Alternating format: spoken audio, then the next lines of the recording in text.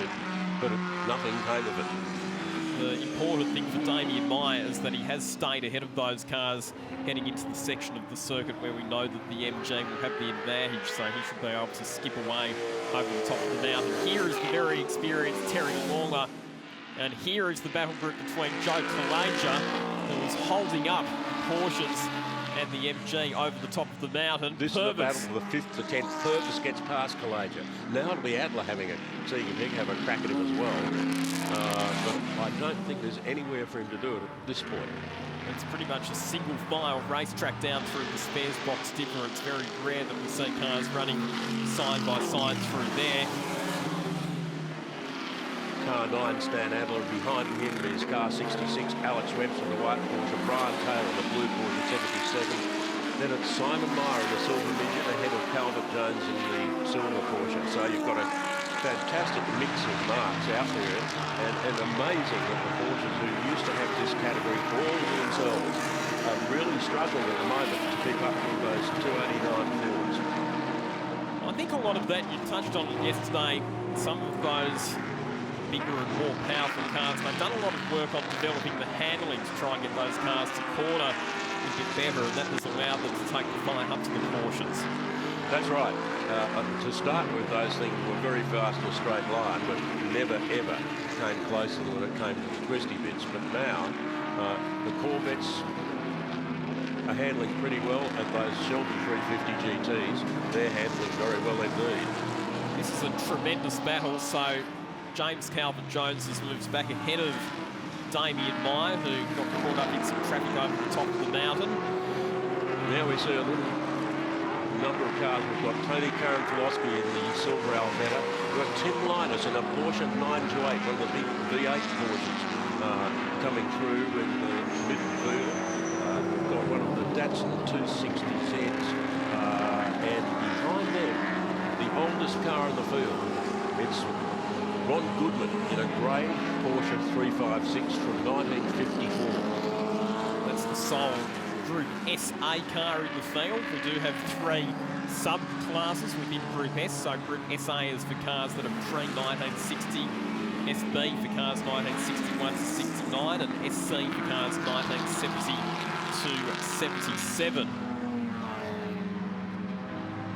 Battle continues between Tim Linus and Jeff Thomas in the Datsun, who has just moved ahead of that Porsche 928.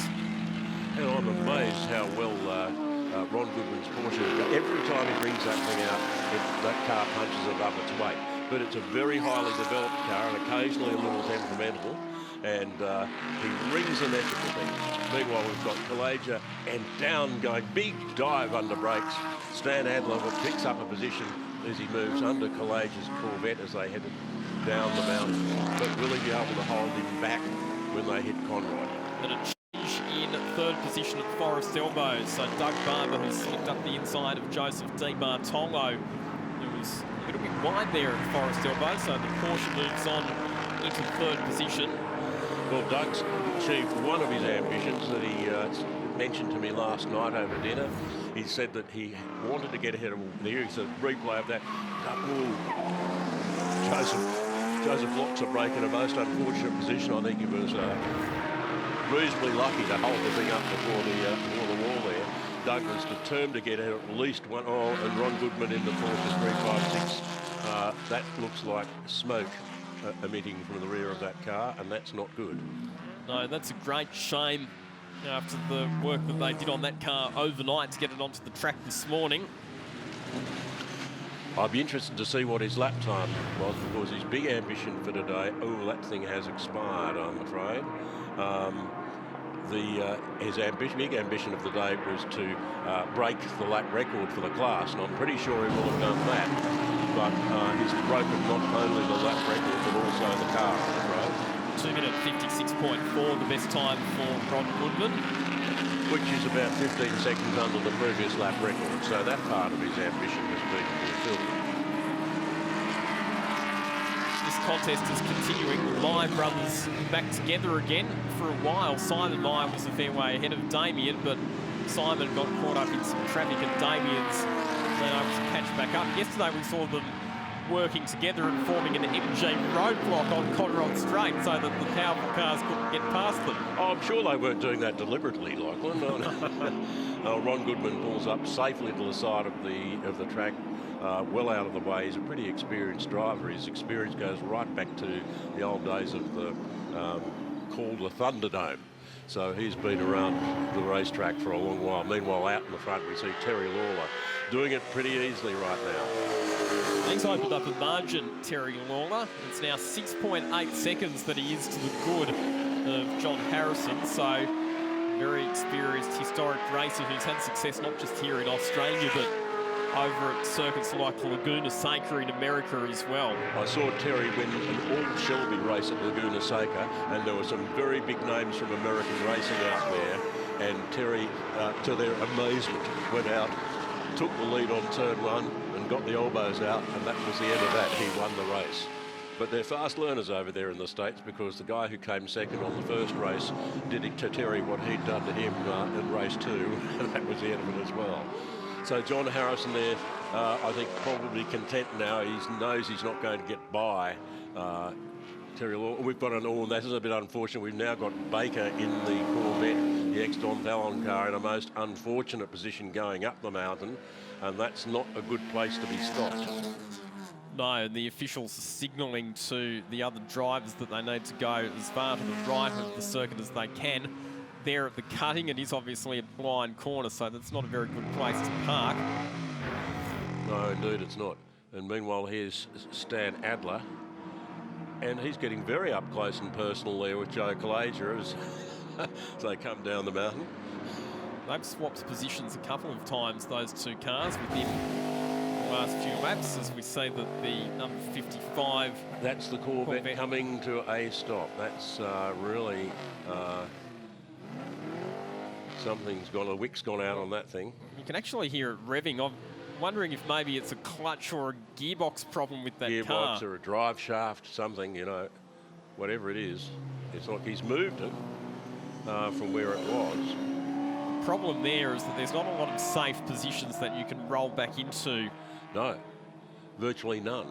He's done the very best job that he can to get it as far out of harm's way. It's probably not in quite as dangerous a position as it was about 30 seconds ago. Oh, and a big problem coming down. Calvert Jones, and I think has he managed to hold it off the wall? He's got very, very loose, and he's doing a lot of gardening up there. That's not good at all.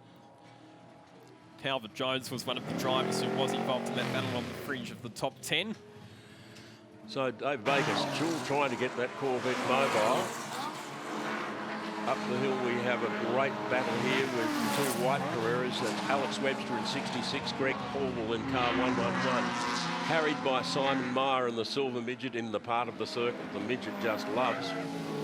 This will be a non-overtaking zone through here, obviously, because it'll be covered by yellow flags, and in fact the safety car has now been called. So the officials decided that David Baker's car's in a position that's just a little bit too dangerous. They mightn't be wrong about that. No, that's not a great place to be. He's managed to get it right off the middle of the road where he was, and there's Calvert Jones. He's managed, after that lurid visit to the sand and close greeting to the wall, he's managed to keep the thing all together. I thought he was gone for all money when he went off there. Good thing for David Baker is that it should be a relatively straightforward exercise for the officials just to tone that car out of harm's way. So how many minutes have we got left? That's the question.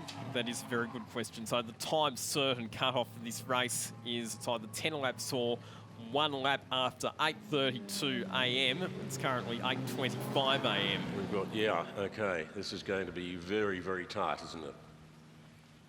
Lights on the AMG Mercedes safety car, which is set to come out for another appearance on the racetrack. So you were talking about Doug Barber before as well, and that you said that his ambition was to get ahead of least Joseph one V8. Di Bartolo. Yeah, at least one V8. And the trouble was, I think he was opening up a bit of a gap, and this is actually going to spoil things for him a little, because the Corvette will now cool down, and it'll have all that monster horsepower as they go back out. So we have Terry Lawler, and we've got one of the backmarking Alpha, two of the backmarking Alphas in between himself and John Harrison. Doug Barber's one of those very enthusiastic characters of the Group S paddock who I always enjoy having a chat to whenever I'm at a race meeting, because he always has so many great stories to tell just about his motorsport experiences, and he's just one of those genuinely enthusiastic and fun competitors who just loves getting behind the wheel of his race car. Absolutely, mate. Absolutely, Lachlan. He's getting a lot of track time these days. He's doing a historic race in May at Brands Hatch. He was hoping to get a run this year at Le Mans Classic, but the deal didn't come together. The car that they were hoping to run, I think they realised just wasn't going to have the grunt necessary to run 3 one-hour races at Le Mans Classic. And Le Mans Classic is just, I think, one of the great motorsport events that anybody who loves older sports cars would just have to put on their bucket list. So tell us about the Le Mans Classic concepts, because I know that it's held every 2 years. That's right. And obviously it pays homage to cars that competed in the 24 hours of Le Mans in years gone by. It's divided into 6 categories, age-based, and each of those 6 categories over a 24-hour period has 3 one-hour races, one of which must be during the night.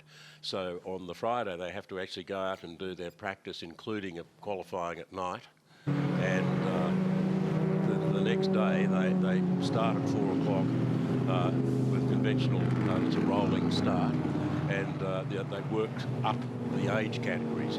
So you'll go there and you'll see blower Bentleys and Bugattis from the 20s and 30s. You'll see C-type Jaguars and D-type Jaguars from the 50s. You'll see Ford GT40s being used in anger, and they really do use them in anger. You'll see Porsche 917s, you'll see Porsche 906, you'll see 935s, like the Alan Jones Australian Sports Car Championship type thing.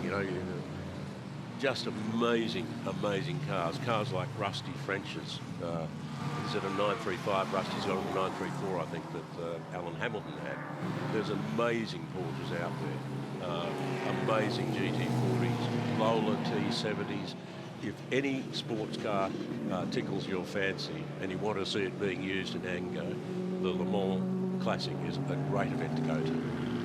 I mean, to me, the 2 best that I've been to, a Le Mans Classic, I've been a couple of times, and going again this year, as a matter of fact, and then the other one is the Goodwood Revival, and that's an extraordinary meeting. That's one of the most famous historic race meetings in the world. But I'll give you another one, a little one that's below the radar, and if you happen to be in Europe and look up your calendar, there's an historic meeting at Zandvoort, and that is a fantastic event. And at Zandvoort, you can walk around the entire circuit. You can go and watch every corner while you're there. The facilities for viewing at the circuit are good, and you don't have to buy an expensive package, whereas I would recommend people do if they're going to Le Mans, because it can get seriously hot in July in France. So down the mountain come our lead cars behind the safety car. I'll tell you what, having recently seen the movie Ford versus Ferrari, I have to say that has probably whetted my appetite to go and check out some of those overseas historic races. Speaking of Ford versus Ferrari, one of the predominant characters in that movie was Carroll Shelby, who was very much instrumental in the design and development of Ford GT40 race cars that conquered Le Mans in the 1960s, but he was also very much involved in the development of the cars that happened to be running first and second in this race. And before that, back in 1959, himself a winner of the Le Mans 24-hour race with Roy Salvadori driving an Aston Martin. So, the heritage of the sports cars we see out here today in the classics, and the cars which ran back in the day at Le Mans, and the cars we see downstairs in the pit garage here with the beautiful Aston Martins and McLarens, and I mean the heritage of these marques is just extraordinary. So down into the chase we come, and our race leader Terry Lawler has a couple of lapped cars between himself and the second place car of John Harrison. The lights are off on the AMG Mercedes safety car, so it's going to be headed back into the pits, and we will get a restart this time around.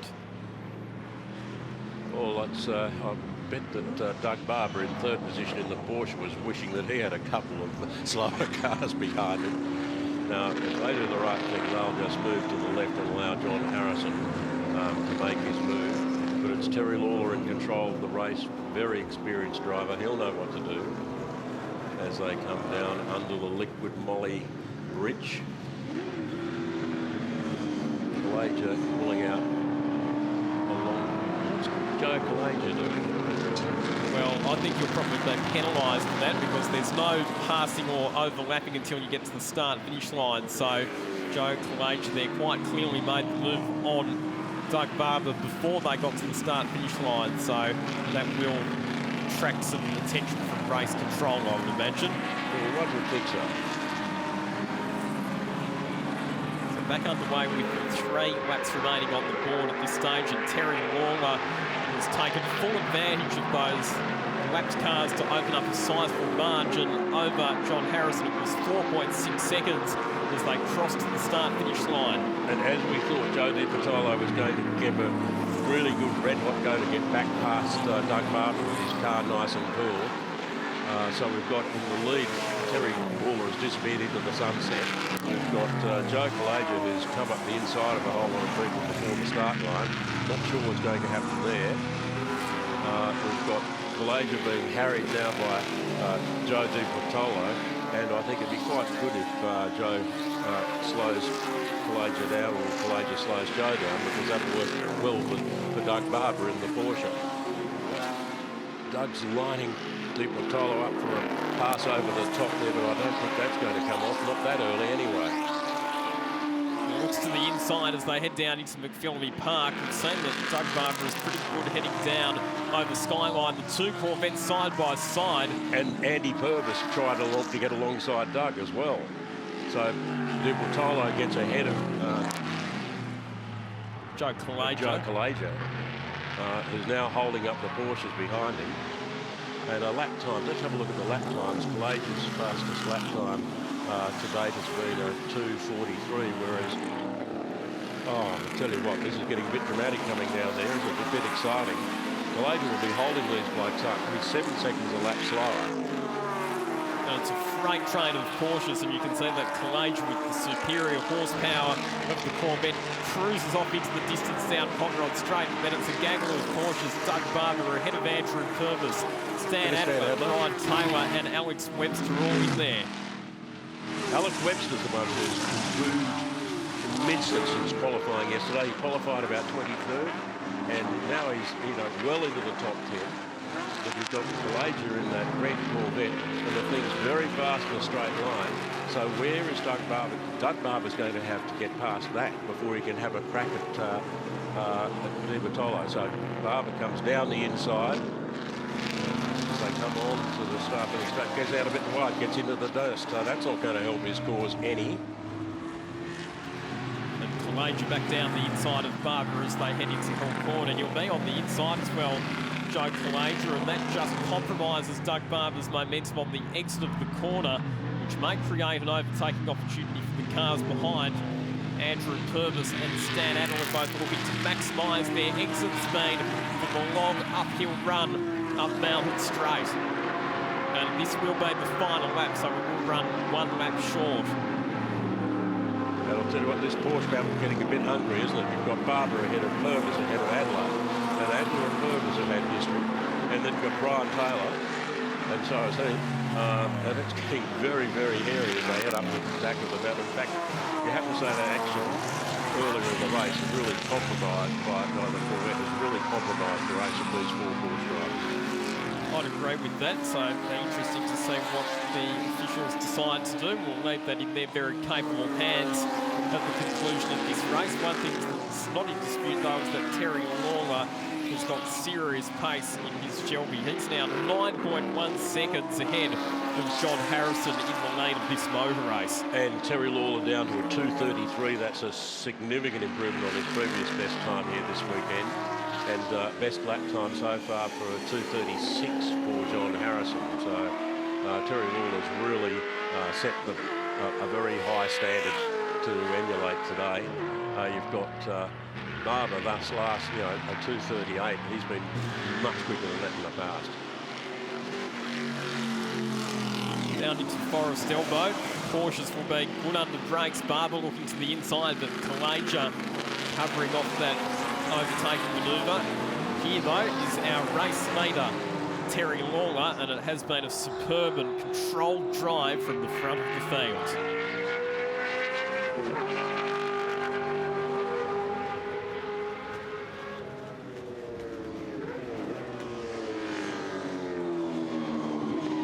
Through Murray's Corner for the final time, and it's 2 wins from 2 races for Terry Lawler in the Group S Classic Sports Car races here at Mount Panorama. He'd have to be pretty happy. Then will be John Harrison now coming through. Murray's coming up the start of the straight. A big gap when you consider they've only been back racing for a couple of laps.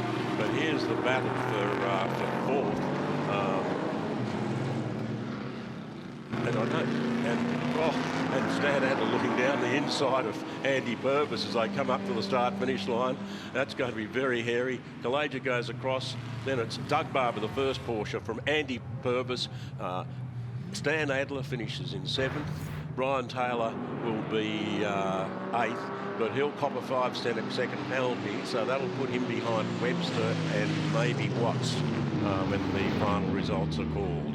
Just seeing a replay there, a very close moment over the top of the mountain for Matt Blanche in his MGB, heading down through the spares box dipper.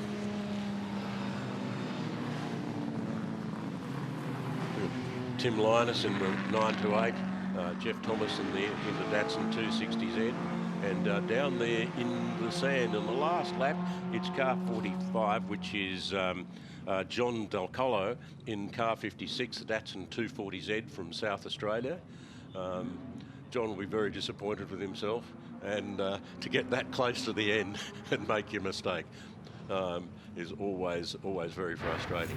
So he ends up beached in the gravel trap. Let's see if this replay explains what might have happened. That's actually Thomas earlier on, so that's Jeff Thomas in another one of the Datsuns running off at the chase. That's a 260Z there for Jeff, and I think this is Del Colo here. He just braked a bit late, didn't he? He just missed his turn in altogether. I think he was hoping to power through there, but it didn't quite make it. He was in a battle with another couple of cars at the time, but he's ended up parked in the sand trap at the chase. So that'll be another job for our recovery crews to retrieve that vehicle. We're going to be watching some highlights of race number 2 for the Group S Classic Sports Cars here at Mount Panorama. We saw a really good start by Barber off the line, but then it was Andy Purvis in the yellow Porsche and Joe Kalaja who swamped him as they came to the first turn on the track. Coming down the mountain, Damien Meyer in the blue MG Midget under Greg Hall in the Porsche, who ends up hung out to dry.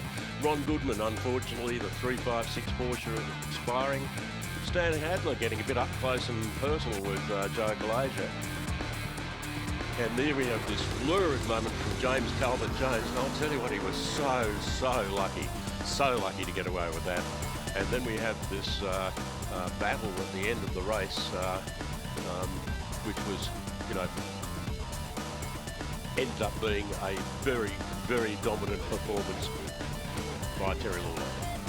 In the end, though, a comprehensive race victory for Terry Lawler. He will be on pole for the third and final Group S race later on this afternoon. That completes the sport action for this morning at Mount Panorama. It's practice session number 5 for the Liqui Moly Bathurst 12 Hour up next. BP is the official fuel sponsor of the Bathurst 12 Hour. And did you know the BP Ultimate is exactly what you will put in your car when you fuel up at their station? And that's what our cars are using today. Here at the wheel we're spinning in Harris Park, when you grab your merch and some food, why not grab some giveaways as well? Like, I'm about to win. Oh, the fuel card of $20. We've got lots of fuel to give away, lots of merchandise. Come and have some fun. We'll see you here to fuel up. Thanks, BP.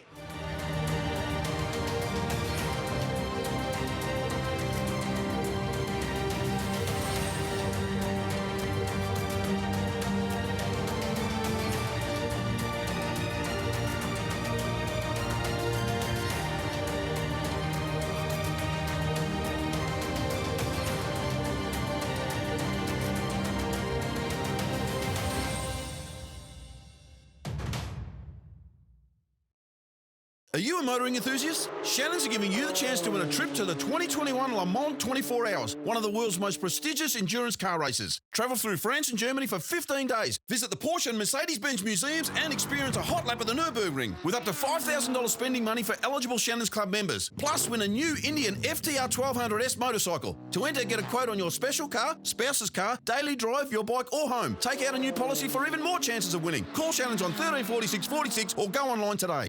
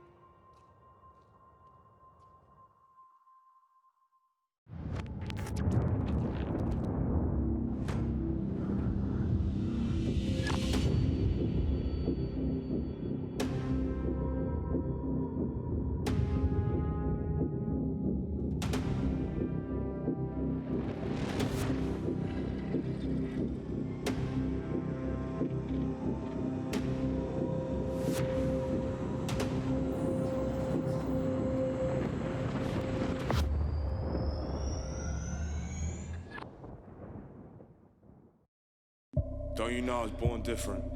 I wanted more. Watch me be relentless.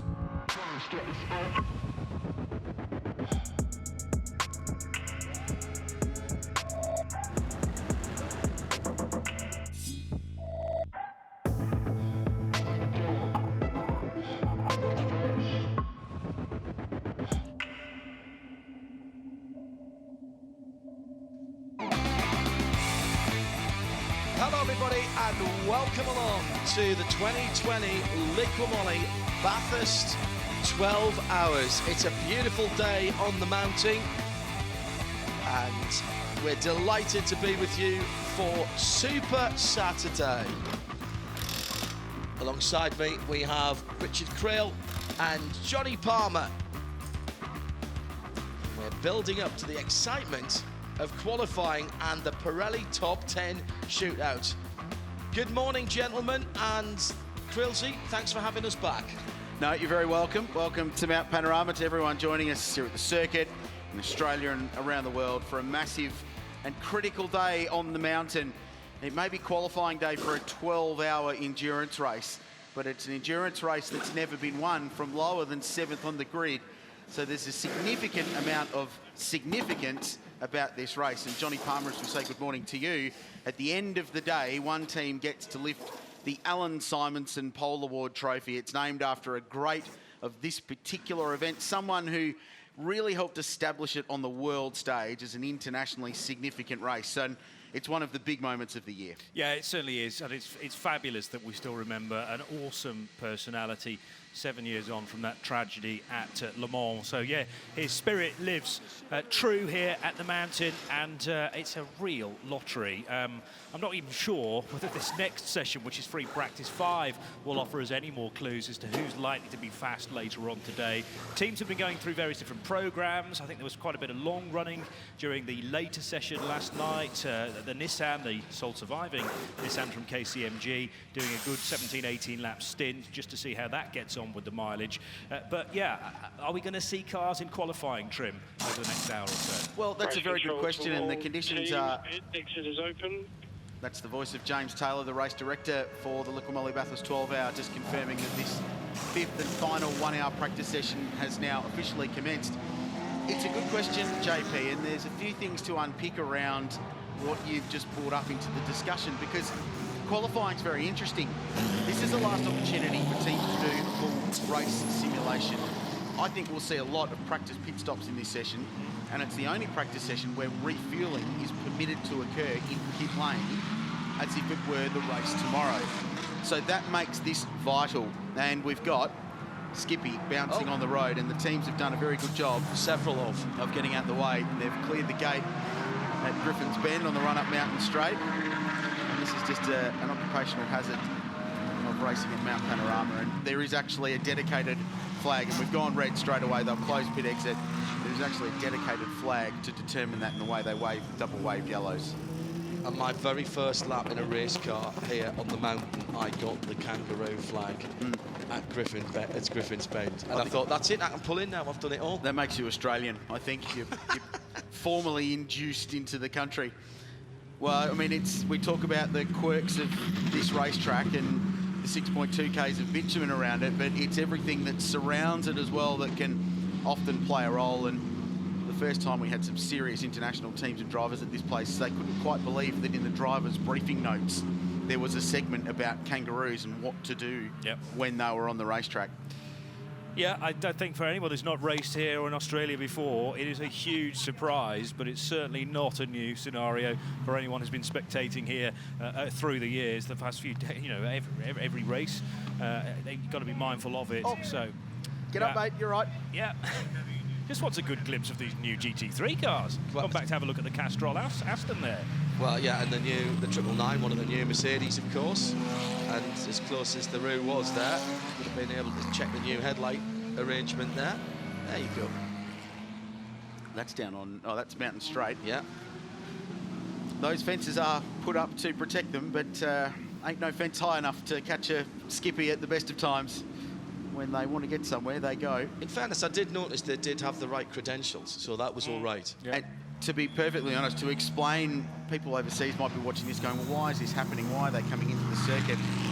The state of quite significant drought in this part of the world. Bathurst is on very heavy and significant water restrictions. The surrounding area is very dry, so the stuff they graze on for food is quite dry. The area around the circuit after some rain earlier in the week is actually quite green, as you can see. So that means they've come into the area, and the event takes all the precautions they possibly can to manage this, and with the Bathurst Regional Council and the wildlife groups in the area. But sometimes, unfortunately, it's just unavoidable, but it's a quintessentially Australian thing regardless, isn't it? Now, and I'll tell you now, the international drivers, I know they're losing some time, but they will be absolutely lapping this up.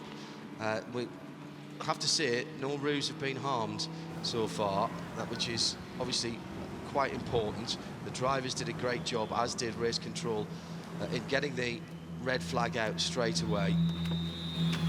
So just waiting for the wildlife to clear. Track conditions a bit greasy by the looks of it. Yeah. Struggling for traction. And yeah, just to confirm that compound on there. None have been hit by any racing cars, which is great. Lucky the timing worked with cars rolling out of pit lane on a slow outlap, just finding their feet. Pardon the pun. Hits to Shea Adam in the pit lane. Morning, Shea. Good morning, John. I was just down in one of the garages all the way toward the pit exit. That tends to be a bit more German, so you can figure out which manufacturer that is for yourself. But there was a comment made once the Kangaroos were bouncing across the track. Hey, kangaroos do exist. So the international team's really appreciating the fact that they get to see a little bit of wildlife. I'm heading down to Bentley now, John. I'm going to give you an update on those cars as soon as I get there, because last time we saw them, neither of them were running on track. One was having a full engine change, and one was trying to figure out what the problem was with their engine. You obviously have a voice, Shea, that interests kangaroos, because as soon as you came on the PA, the Roo stopped and started listening to what you were saying there. So clearly interested in what's happening down at Bentley. Quite a remarkable thing. Shea Adam, the Kangaroo Whisperer. I don't think that one's bought a ticket. We need to just go and check his credentials for being in that spot there. So we are under red flag, and the clock has stopped. We only ran for 40 seconds or so before the Roo raid on the Audi Mountain Straight, and race control reacting very quickly indeed. So we're not losing any track time at the moment. As I say, This is going to be one of those things, JP, for the international drivers. Remember when we had snow in practice for the World Endurance Championship at Silverstone a few years ago, where everybody, I think it was like Duval who said, I'm taking the car out, take some pictures from the screen. Yeah. Because nobody's going to believe me when I say I was out in a prototype in the snow. The guys are going to be saying, did you get that? Did you get that? Did you get me and the Kangaroo? I was having the conversation earlier on in the week about the unpredictable nature of motorsport, and I still, you know, the years I've been watching it and the people around who've been watching it for probably double that time, there's still going to be something that you haven't evaluated before, a new scenario, and that's the beauty of motorsport in the outdoors in a non-sanitised environment as well. These things can happen, but it's as you say, there's protocol in place, there's planning in place. Sometimes you can't plan for all eventualities, though. What, me?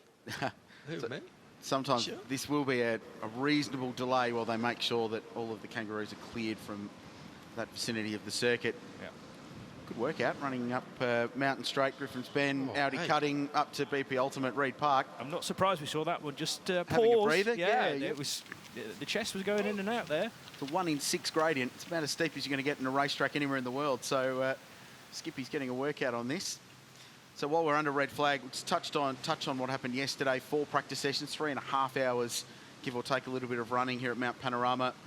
And it was at the end of the day, Mercedes-AMG 888 Race Engineering 1 and 2 on the fastest times, with Shane Van Gisbergen at the end of the day topping the pops with a 2:03.96. Anton Di Pasquale was second with 777, the Ben Motorsport Park car, just 2/10 behind. It's an even longer delay for Bentley to get to go out and test out the new engine. Jordan Pepper, driver in the number 7 Bentley. Your car, the last time I left it, was in a lot of different pieces. Everything put back now into where it should be. But, of course, the red flag isn't helping because you guys can't figure out your shakedown lap. I think before we speak about what happened to us, we've got to appreciate the line the Kangaroo took through the cutting. He got the apex, went up to the exit wall, so all was good. But, yeah. Issues happen, but luckily it happened in testing, and we can only thank the boys enough for working all night, making sure everything's perfect. And back on track, we know the Continental's good here, especially the Gen 2 car. It's flying over the mountain, also the first and third sector. We keep up with the others, so it's pretty good, and looking forward to get on track. It's going to be a difficult day with the level of drivers here, but hopefully we can do our best and maybe make the top 10 shootout. What was the issue, and how did it rectify itself? To be honest, I don't know. We just saw a strange warning, and you rather err on the side of caution than push something, and you might enter the race where you're not 100% sure. So it was a risk we took, and I'd rather do it now than later on. And yeah, I'd rather have an issue now than in the race. You going to try the Kangaroos line when you get out there through the cutting? Yeah, I need to get a few laps under my belt before I can start playing around with lines. But yeah, looking forward to getting on track. Luckily, all of us have been here last year, and Max has been here for 5 years now, or 4 years. So it's, yeah, looking forward to it. Thanks, Jordan. Good luck. Thank you. There's Jordan Pepper, young South African driver, been in the Bentley squad for a couple of years. And this is the sight that a racing car driver gets only at Mount Panorama. The double wave yellow flags are the Kangaroo sign. And this is the viewpoint. Good job. Wow. Nice evasive driving. Pulled to a stop. Allowed Skippy to get on his way. And in the Pirelli replay, in super slow-mo, that's what a Kangaroo looks like at full tilt. I liked Mr. Pepper's comment about the line up to the cutting, and I agree. There are traction issues, though, as we saw, so that might be... Teams will go back and have a look at some data and find out what the track conditions are like based on what Skippy was handling. Extraordinary, isn't it? Are the Roos on last year's compound still? That's a good I think point. they're on the same. They'd be on the same tyre You reckon? as the GT cars were last year. Yeah, probably. They've got a bit smaller footprint on the road. Very good. Than a Porsche 911 GT3R, for example. I'm not sure about the movable aerodynamic device of the tail. No, that probably doesn't fit the sporting regs, I wouldn't have thought. They'll have to have a look at that. There may be a protest in race control. So he's now made it up to McPhillamy Park and to Skyline. And there were several on the track, it should be said. That's the Vista. No, I'm going to claim that that's the same one. I think he's just putting in a shootout lap. It is the same one. That's been confirmed. Excellent. Outstanding camera operators all the way around the circuit have followed it. photographers are loving this, aren't they? They've hiked all the way up the top there. Drew Gibson is here from the UK, Drew from the northeast of England, and he will be lapping this up for the first time that he's been here. Good line. Get a bit of curb on the inside here, just to straighten out the S's on the run down to the spares box dipper. Yeah, just missed the apex a little bit. Oh, no, here he goes. Oh. Late apex, different line. But not seen this one before. That's a penalty. The shortcut over the hill there is a penalty. You'll lose your fastest lap for that. So, unfortunately, Skippy's lap is now invalidated. Right, OK. And he's obviously had the radio call for that. Distraught that he ran over the curb there in the qualifying lap has been discounted. Come on, mate, you can do this in a pit stop. Skyline's not the place to preen yourself. So this is the area down at turn 2, the run up top of Mountain Straight. And looks like they've done an excellent job of clearing the Kangaroos out the way, back behind that fencing. They'll order in some taller stuff overnight, close the gaps. Right, so once the lap's gone, there's no point. There's absolutely no point in continuing down towards the Forest Elbow. So bailed out of the lap and straight back down. Good jump. That's not a short wall, and it's a fairly precarious drop on the other side of that in the run down to the dipper. Stunt crew. It is their turf, I suppose. Yeah, it's sort of geared towards that. The serious side of this is that we have clock stopped and no cars out on the track. Absolutely the right decision. And just to reiterate, for those of you here at the track and further afield, that no animals were hurt there. No contact between cars and wildlife, thanks to some quick work from race control and the drivers. How good's this? Hang on. Hashtag B12HR is the official hashtag of the event. Jump on the socials at Bathurst 12 Hour. Let us know what lap time you think Skippy would do at Mount Panorama. Pole last year in the 202s. What do we reckon? 650 on a good one? I'll tell you what, he beat me round there. Made good time up to the top of the mountain. First sector particularly strong going up the hill. That's amazing. That'll go around the world. And this being the opening round of the Intercontinental GT Challenge powered by Pirelli. What a sight. What a only at Bathurst scenario, this one, Shay Adam. Only at Bathurst, Nick Foster, do we get Kangaroos out on track, taking away valuable track time from the Mercedes. Your car yesterday, the 777, very quick throughout some of the practice sessions. Mercedes looks like a good platform to have. Last year you were in a prancing horse. This year you've got the three-pointed star. How are you feeling about your new alliance? Yeah, for all our internationals, welcome to Australia. So everyday obstacle for us. But no, yesterday went really well. Anton did a fantastic job. So did the Shahins. The brothers did bulk laps for the day, but were both fast in their own right as well within our category. So yeah, pretty happy. Triple Eight's doing a fantastic job. The car's pretty much how we rolled out of the truck, so nothing to complain about. And you know, we're not hiding anything. So everyone will probably come up to our level through the day. But yeah, great start to the weekend. And if there's more delays, then we're in box seat, I guess. It's just a short practice session this morning, just an hour to try and run through your program. What's the plan for this morning, though? You're in your fire suit. Yeah, so obviously this is the only session we get where we have full hot running, so we're allowed to fuel the cars outside, so a lot of pit stop practice for the guys, for us as well, getting into that sort of routine for drivers, so there's a lot to get through, but yeah, we'll just keep rolling through our program, give the guys some more laps, and yeah, work towards qualifying this afternoon. It's a very torquey car, the Mercedes. You get a lot of that low-end response right as soon as you want it. Where has that been the most fun around the mountain for you this year?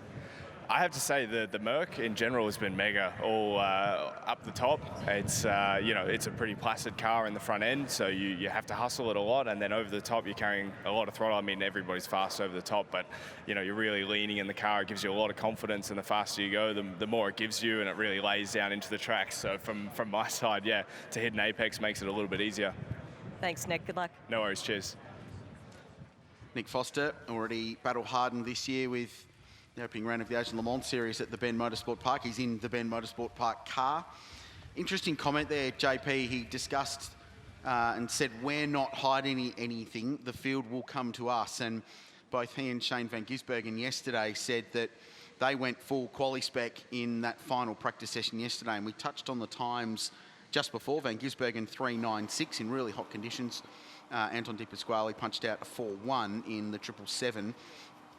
They went quali sim spec, they say. You never really know because they'll say one thing and often it's the other thing anyway, but they believe they were at full qualifying spec and they thought everyone else was just doing their practice program, and Triple Eight were pretty convinced that the field would come to them today in qualifying when the day rolls on. But that's just another variable because you really don't know. Again, we're not sure what the strategies were in practice and who attempted to have a bit of a quali sim late yesterday afternoon when the conditions were as good as they were going to be for the day. Yeah, and that's true, whether you make use of those conditions or just stick to your programme. Yeah, these cars are very carefully balanced through the balance of performance process, so we'd expect if a Mercedes can do a 203.9, then most of the other cars in the field can as well. We're under red flag at the moment because we've had a little bit of an invasion of wildlife on Audi Mountain Straight. Just a couple of seconds had passed and the cars were on their outlaps. Really sharp work by the marshals and by race control. Double waved yellows for the warning of the Kangaroo, and all of the drivers responding very quickly indeed. Excellent work by all concerned. The marshals on posts, thank you ladies and gents, and the drivers. No cars collected any animals, no cars collected any cars either, and it was just a scene that you only get here at Mount Panorama, the double roue safety car situation, leading the cars up. We're still under red at the moment, of course, because race control have to assure themselves that there are no animals still around the circuit and could jump back on. Fortunately, cheer from the crowd. Do you know, it's like Richard Attenborough here, isn't it? David Attenborough. David Attenborough, yeah, absolutely. Let's go down to Shay in her natural environment.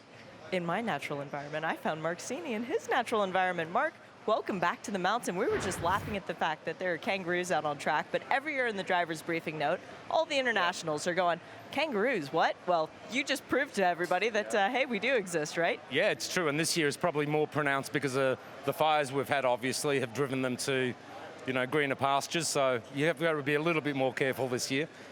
Same car, same driver lineup for you guys, feeling all familiar? Yeah, we're creatures of habit, so we keep the same crew, the same people, and we get along very well together and everything's good. Yep.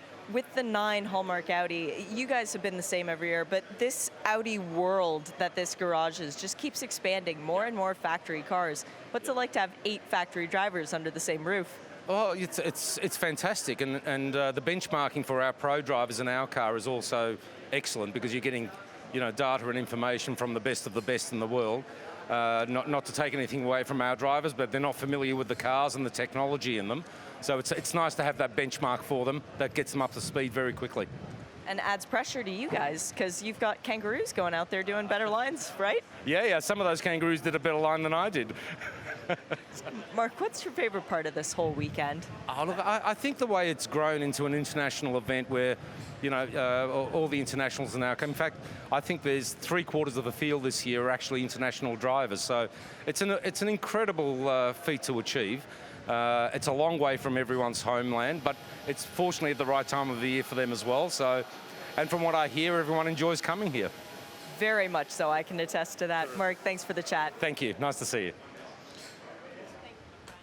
So still under red flag at the moment. This clearly a sensible safety precaution by race control, and they have to be, Richard, absolutely certain that one of the kangaroos is not going to bob out onto the track, as we saw graphically illustrated there from how they can bound across the ground, up and out and over.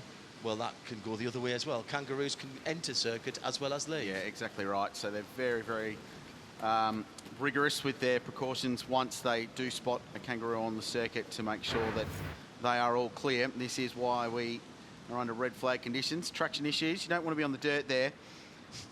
That's not great. We've seen people there with 2 wheels off on the inside on the run up to turn 2. just trying to send the speculator up into Griffin's Bend. And then this, to get the wall. Aye. Oh, is it a refusal or is it straight over? No, lovely. Well, that's, Didn't even bank it. No, I know. I thought that you'd take the running jump, but just the meander up to it and pop yourself over. I couldn't climb that if I was 6 feet tall. Impressive. So that's why we're under red flag conditions here at Mount Panorama. We're gearing up still for practice number 5. It's scheduled to go an hour. We'll see if we get that full running. Teams will be given a 5-minute warning from race control. We do expect the session will go to term given that, and they've just been given the 5-minute warning, so we're not far away from this session resuming. That's the scene up at Brock Skyline, top of Mount Panorama, filled with people, campsites full, lots of people marking their turf early for tomorrow morning. Get the easy up, get the esky set and good to go, barbecue at the ready. A long day at the mountain, watching what is set to be a truly spectacular motor race. That would be the coolers, is what Rich is talking about there when he's talking about the esky. It's what keeps everything cool, isn't it? Yes, it's an esky. I'm just... We're going to take a break from Mount Panorama this morning. We're not far away from practice resuming. We'll get some running here at the mountain. PCR Championship. We are the blood. Let battle commence! The energy behind the machines. We strive for pole and drive to the top of the world. Together we live our passion and write the story of tomorrow. Quality and performance are what we stand for. Today and in the future.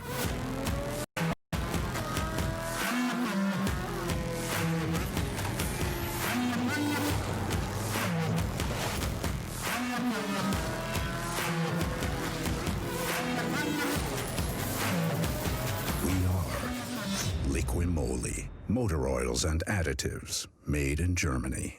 Don't you know I was born different? I wanted more. Watch me be relentless.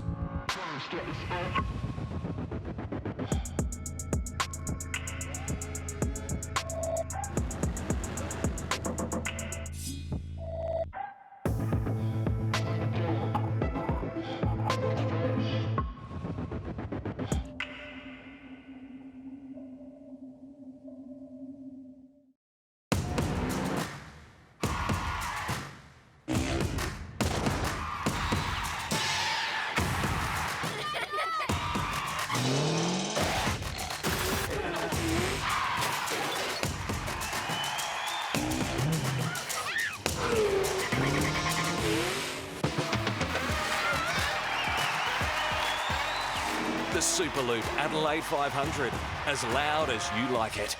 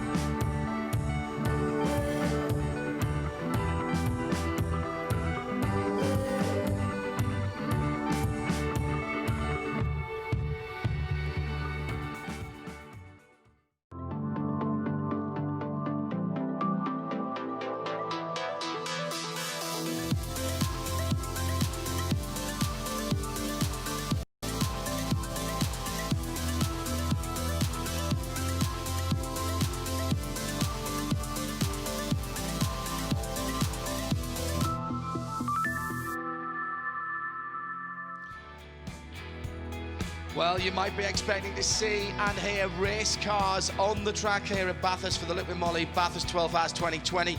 Slight delay, Kangaroos on the track, no animals hurt, but obviously a red flag situation.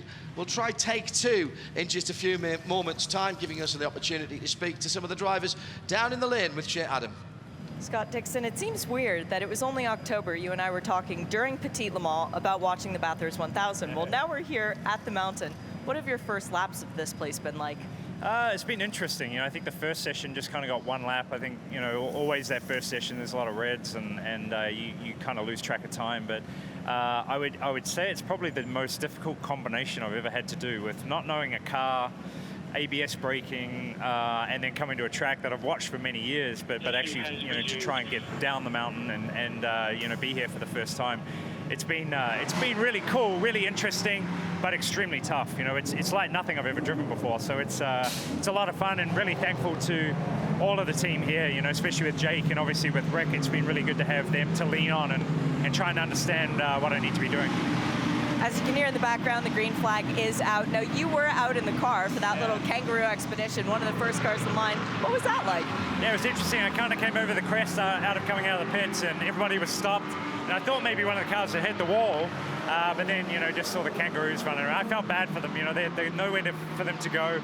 They were kind of just running in front of the cars, and a couple of them looked pretty tired out there. But hopefully they took care of them and were able to move them off the circuit and we get running here. I've got to ask you, what time is it? You have 4 Rolexes now.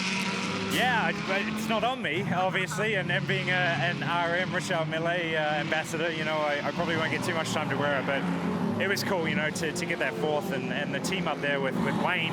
It's been very hard, you know, to do 15 years with Chip, and then, you know, have the opportunity to go there was a lot of fun. So to work with the other 3 drivers and that whole team was amazing, and to get another victory it was a blessing. So it was really cool. The car had some amazing pace, and another one's pretty sweet. Good luck this weekend, making it 2 weekends in a row. Cheers. Well, if he doesn't want to wear his Rolex because of his ambassadorial duties for the other brand, there's 3 commentators here, Grailsy, that have spare wrists. Yeah. Yeah. In fact, there's 4 of us in the booth because Phil's got a spare wrist as well. So that's it. We can take them all off his hands. Not a problem. Not a problem. The famous Rolex Cosmograph, which is so prized by drivers, originally designed to be the NASA Apollo space program watch, and it didn't get the job. That went to the Amiga Speedmaster, and Rolex pretty disappointed about that back in the 1960s, but it basically then came to be one of the iconic watch brands for motor racing. So we're off and running now, gentlemen, and straight up to speed. The driver's been sitting for a wee while.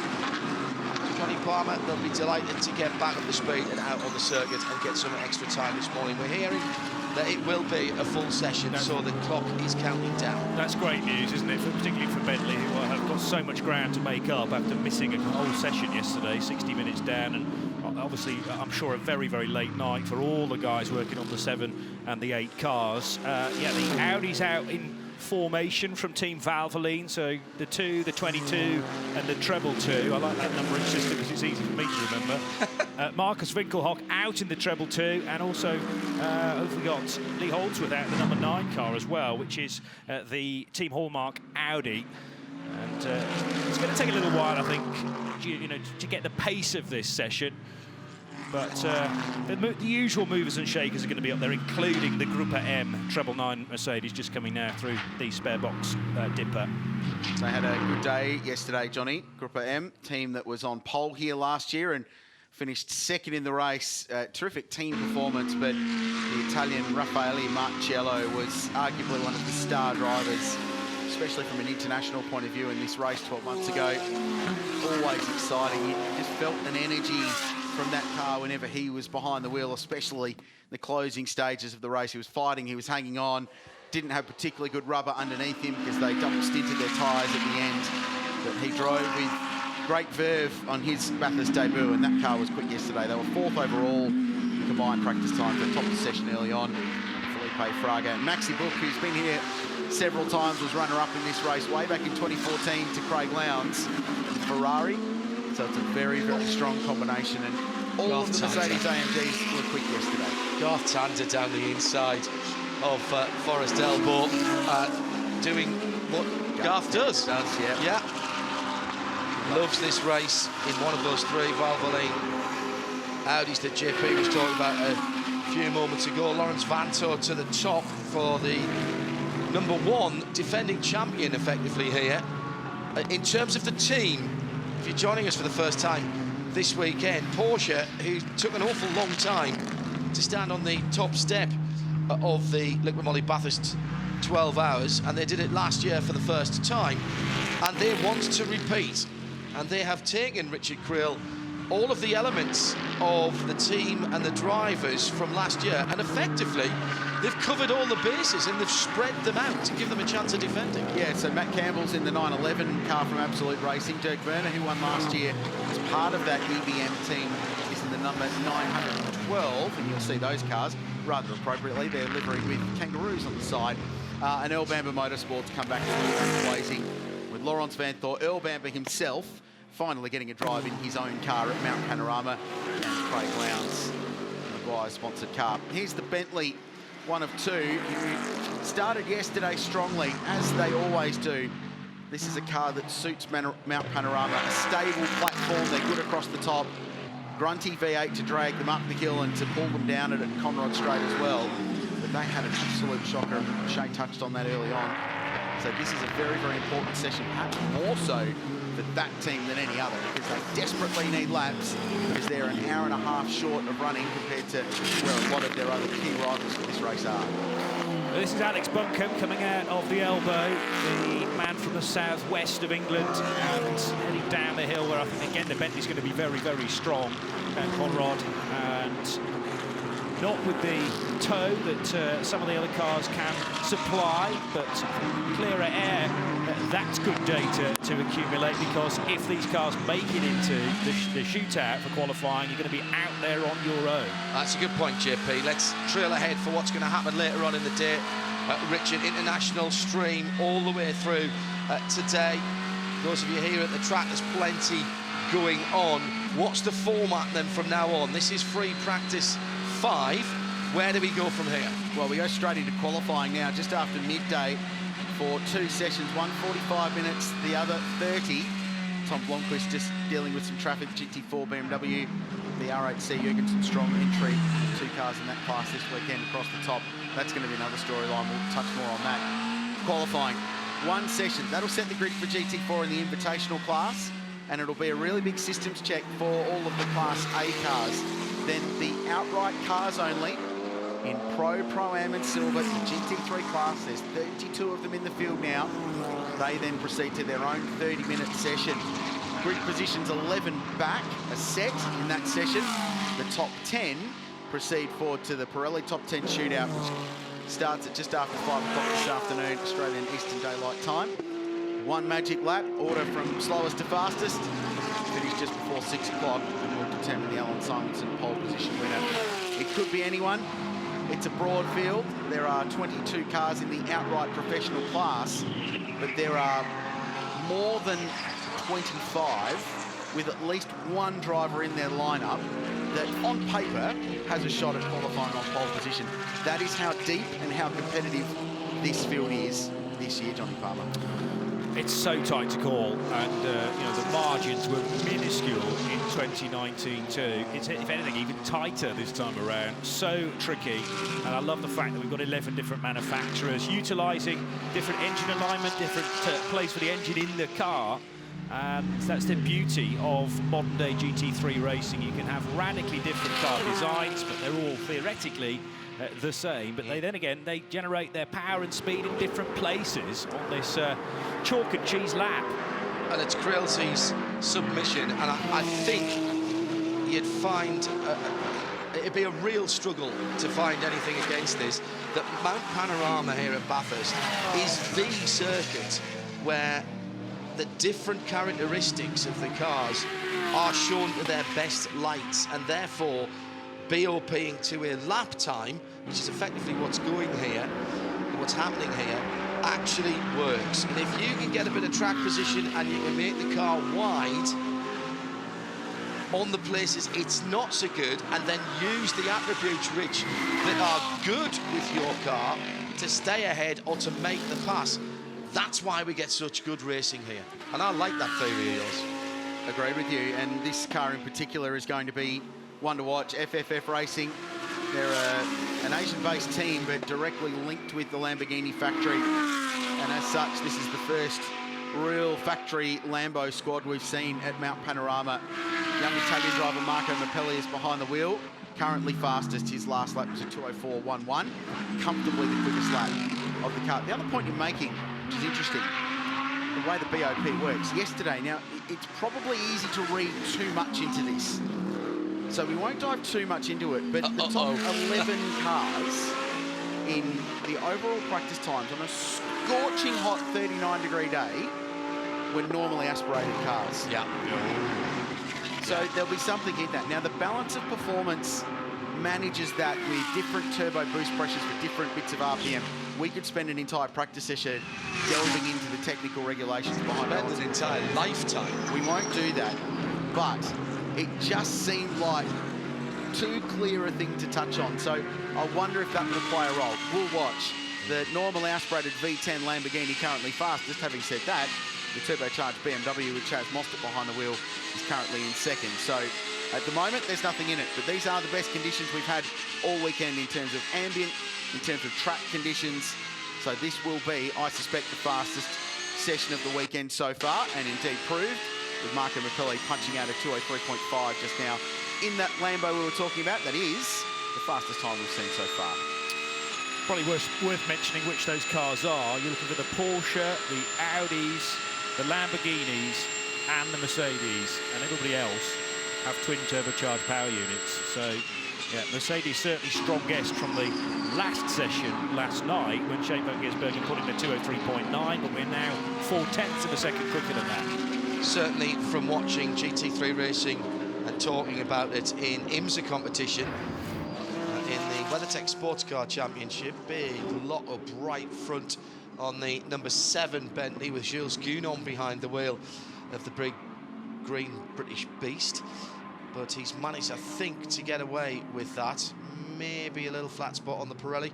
Yeah, McLarens in particular don't like hot weather in the States when they race in the States. And we don't get the temperatures in the US, even in California, as much as we do here. Ooh, bit of rear flex on the plexiglass of the rear window on the second-gen Bentley Continental there. How's the load of the car through the metal grate there? It never ceases to amaze the punishment these things cop, and it bottoms the cars out on the right-hand side, and that compression of the road where the metal grate itself is, and you're constantly turning the car at well over 200 k's an hour. Right, let's have a look at some big contenders, and this is arguably the most high-profile of them all in the lead-up to the race. The driver behind the wheel is the Belgian Laurent Vanthoor. He is one of the fastest GT drivers in the world. He has been on the podium here several times. Those of you that have followed this race will remember with fondness the finish to 2015, where he got the elbows out down at the final corner on the final lap and hustled an Audi to second place. He's teamed up with Earl Bamber, the double Le Mans 24-hour winner, and the 7-time champion of the Great Race and 2-time winner of this race, Craig Lowndes. And of course, Lawrence and Earl race together in the States. They have their own copyright brand, yes, which is Vanthoor.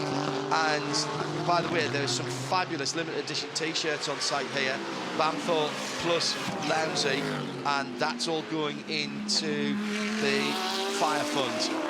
All of the proceeds for that, the t-shirts were donated by the makers, I'm led to believe. So that's a really good thing. Those guys work really together, really well together in the States, with Lawrence doing qualifying duties, which I presume is what he'll do here, as well as stints in a longer race, of course. And then Earl Bamber sets the car up for the longer runs. It's worked for them really well, and I don't think, after the season they had last year, where they took a huge amount of pleasure winning the championship in the USA, I don't think they're going to change that winning combination. And you've added Craig Lowndes to it. It's not exactly putting a rabbit in the car, is it? There's the Bathurst experience. Into pit lane comes 911. That was Matt Campbell, the defending winner of this race, one of 3 drivers to win with Earl Bamber Motorsport last year. Got a really good toe down. Conrad was following one of the Lamborghinis, and you can hear the car just getting up towards the rev limiter before the kink in the chase. So the Porsche at full noise. Campbell's done a couple of laps and will stop in. Let's move, JP, now to 888 Race Engineering and car 888. And this was the fastest car on the mountain yesterday with Shane Gisbergen doing the business. He is the one currently behind the wheel. Jamie Whincup will share this car with his regular Red Bull Holden Racing team, teammate in the Supercars Championship. They've got Maxi Goetz in the program as well. Factory AMG driver joining the party. JP, this car, uber strong. Definitely is. Down in 19th at the moment, but again, different teams running to different programs. Remember that SVG, the little three-letter acronym, is actually VAN, so don't get that confused with Laurent Vantor, who is LVA in the scoring tower on the left of shot. But this car, yeah, 203.9 the time yesterday. A little bit of time to find on that right now, but this car could easily have a big old fuel load on board, and they're going for distance rather than speed. You also see, I think, those three-letter acronyms in the digits on the top of the windscreen as well. They can be programmed to go in there. Yep, they do. That's new for this year, the Lumi Rank display. Top right corner of the windscreen, it'll show the car position and the driver behind the wheel, which when you've got 3 or 4 drivers is key. See the car bottoming out at BP Ultimate Reed Park. Let's have a listen here at the grate. You can hear it scraping as it goes through that high-speed left-hander and then across onto McPhillamy more again. So running this car quite low as they can. Ride height, by the way, is another thing mandated by BOP. There's a minimum ride height they can run on these cars. And why we're talking about that informative graphic on the car, remember there are different categories here. So that is reflected in the colours on that display. If it's white, it's the GT3 Pro. Class A cars. Blue is the GT3 Pro Am. Yellow, GT3 Silver. And green for GT4 and orange for the Imitation. So visual representations there, trying to just make a little more sense. Helps us out as well, because you can see the overall positions of the cars. And when you've got 3 Valvoline cars that are very similar, different coloured front ends to them, and wing mirrors is what we've been spotting on them.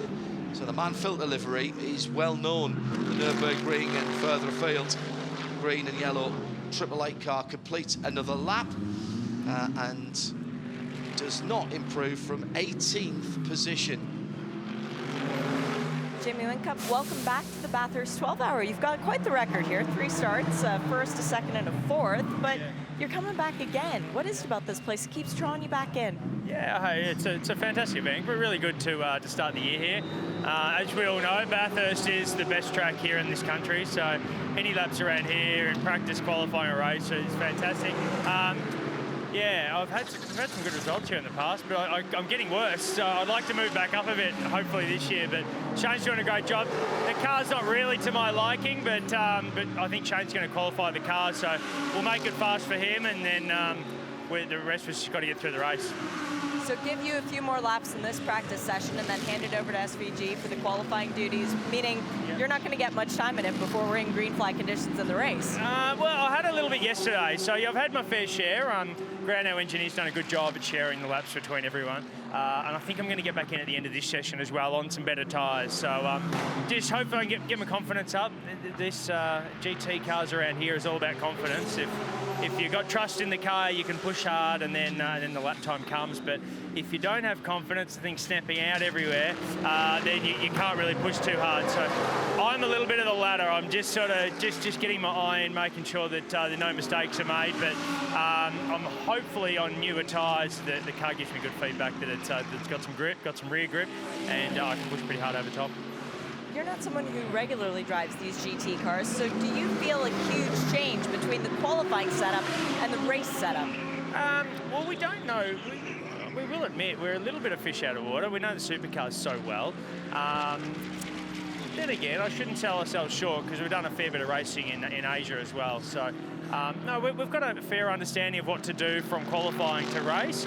it's such a long day tomorrow, and as we all know, the weather's expecting to turn about halfway through the day, so we could have a wet end. So that's sort of in the back of our mind as well. But all in all, trying to enjoy the event for what it is. Sun's out, it's going to be nice and hot, survival of the fittest. And yeah, we just hopefully we have a good race, and this is almost the best of Europe out here in cars that they know really well. So if we can run with them, we'll be very, very happy. And you got to have a little bit of fun yesterday as well, taking Roland Dane for a lap of the track. Was he a good passenger? Yeah, well, Roland's been coming here for years. Like he's been here with the British touring cars like years ago. So he's actually never done a lap in anger. I only ever just walked around and driven around at 60k. So that was good for me to give the boss a lap in flat out.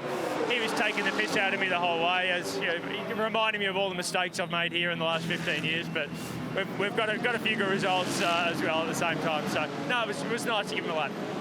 Jamie, good luck getting back up on the podium this weekend, and thanks for the chat. Yeah, fingers crossed. Thank you. Cheers. Thank you. It's a great character, Jamie Whincup. So sells himself short. His record in this race from 3 starts, as Shay touched on, is extraordinary. There's the moment for the Volkenhorst Motorsport BMW. Nicky Katzberg behind the wheel, just dropping the car off at turn 1, and then R Motorsport across the top. This is the metal grate we've been talking about. Do they give the wall a nudge, or do they just get a hair's breadth between it? That's too close. And check the deflection on the right rear Pirelli, rolling off the lip of the rim there. That just the forces that is exerted through that. Final one on Whincup. Interesting that he took the boss for a lap. Jamie's actually a partner in that team and owns a stake in it, and there's some form of succession plan that ultimately he's going to end up running it. Roland will look after the GT cars. I think that's what was talked about in the media recently. So interesting, maybe a bit of contract negotiation while they're hammering through McPhillips Park. How good is it to see the NSX at the mountain? Almost got an NSX over from the States last year. Didn't quite happen. But the number 30 car in the white, grey and red colours looks absolutely a picture coming down to the final corner onto the Liqui Moly start-finish straight. And a Honda NSX here, of course, in this marketplace. Somebody tweeted us yesterday in the studio and said, what's the difference between the Honda and the Acura NSX? And I'm afraid I didn't take too long to answer that. It was the badge. Well, although there is a different seating position. I think this is more from the team, though. That's not a function of it being a Honda. The guys in the States are very, very laid back.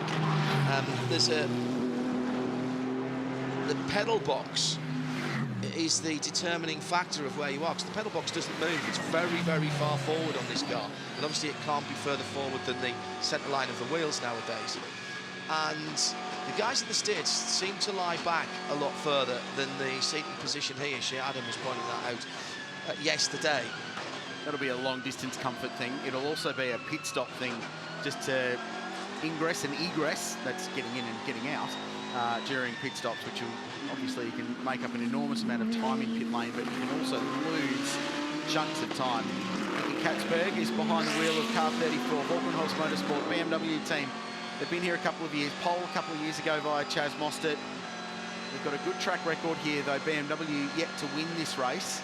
Cars always fast, and last year they were in the mix right to the very end, and in that top 6 or 7 squabble we had in the fight to the flag in Liqui Moly Bathurst 12 hour. They've returned with another strong driver lineup. Chaz Mostert is part of it, so too the man behind the wheel, and the Brazilian Augusto Farfus, who's JP now hugely experienced in GTE racing, Brazilian champion, world touring car race winner.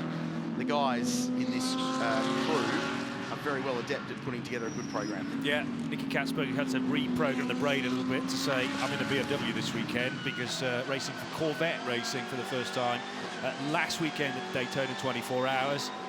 But Katzberg can apply himself to, well, whatever his mount may be each weekend, and the Dutchman, very, very talented. 60 car, Ben Barnacote driving the number 16 McLaren, and that's just coming down Conrad straight now towards a chase. McLaren's I feared for one of them earlier on in the weekend because it didn't make the end of the session. I think that was just a bit of an experimentation from the team as to how large the fuel tank was, but otherwise looking good, and a real fan favourite, these very svelte, very slippery cars. And it's about making them work well over the top of the mountain, I think, because up Mountain Straight and down the other side along Conrod, they should be pretty strong. McLaren won this race in 2016. Shane Van Gisbergen was one of the drivers. It's cool to have Alvaro Parent back. They've got 2 cars. This is the second, number 59. It's running in the silver class. More geared towards the amateur or semi-professional drivers. And a spinner, that's the Ben Motorsport Park 777 at the chase. Sam Shahin, the good doctor, is behind the wheel. He's the managing director of the Ben Motorsport Park. His brother Yasser, who's a champion of the one-make Audi R8 Cup Series. Sam last year won the Pro-Am class in Porsche GT3 Cup Challenge Australia. So they're very adept racing car drivers, these two, and they're joined, we heard from Nick Foster early on, and young gun Anton Di Pasquale, who is a superstar and was second fastest yesterday. So this is what happened. The run down and then uphill, this braking zone. It's a very, very big stop from 265k, and there's a Hub Auto Ferrari trying to squeeze down the inside where there wasn't really a hole to squeeze through. No. And in a race, I would have said that the Ferrari would have probably copped the penalty for that. Marcos Gomez, another Brazilian driver, is labelled in that Ferrari now. I don't think the car's been in for a pit stop since. But yeah, 2 into 1 into the chase, tends not to go. And that's a familiar place to be left sitting, facing oncoming traffic. I like the way that Sam Shaheen rejoined though. No danger, no rush either, relying on the marshals to warn those on the approach that there was a stricken car. And brought a little bit of dirt or sand onto the track, but otherwise got away with that one. This is Martin Kodrick behind the wheel of the 59 Racing McLaren 720 GT3. We've got 2 teams with 59 in their team names. We'll walk through it. There's one with McLaren and then Garage 59, Aston Martin. They both link back to Le Mans. 59 was on the side of the McLaren F1 that won the Le Mans 24-hour in 1995, and it was 1959 that Aston Martin won that famous race in France. And just before we come back to that, JH, this is going to be a story, perhaps less so this year than any before due to the way the classes have come out. But he caught the R8C Jurgensen Strong BMW at the worst possible point in the narrow, almost single file run out of the dipper through the S's and down to the elbow. And the only thing that Martin Kodrick could do was get out of the throttle and wait until he got to the elbow to go past. And that could be the difference between winning this motor race or not if you stumble across one of the slower cars late in the motor race. How many times have we said it's about the decision-making processes here and that risk versus reward? Yeah. Last lap of the race, all right, perhaps there's a different way of looking at it. But there is a train of thought that says the keys to the race here includes a very simple thing taped to the dash, and that's patience. Because you've got to be there at the end, JP. Yeah. Oh, yeah. I mean, that's the beauty of a race that is 12 hours, and it's going to be run in segments. We're surely going to be pressing the reset button here and there with safety cars, and there's a very strict rule set when it comes to restarting behind a safety car as well. The no weave rule, I'm going to say, is still in place.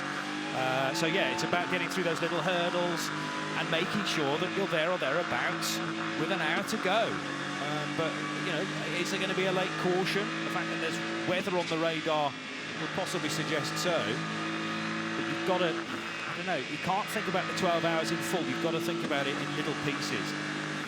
And the first part, of course, for my money, and you can argue with me, but you'll be wrong, the first 45 minutes is the most spectacular, the most picturesque, and in some ways the most bonkers, in a good way, 3/4 of an hour of motor racing anywhere in the world. Starting in the dark with no darkness practice, so potentially, if you're starting the car, you may never have seen Bathurst and Mount Panorama in the dark, and the images, the fact that that's how we get the race underway, the fact that you can't afford to make a mistake, then it is just, I'm literally getting goosebumps thinking about it now. So make sure you tune in from well before the drop of the green flag. If you don't, you will miss something that is essential and uniquely Liqui Moly Bathurst. I wasn't sure where you were going when you said I'd have an argument. I was ready, but I can't disagree with you on that. It's the best hour of motor racing anywhere. It's truly spectacular.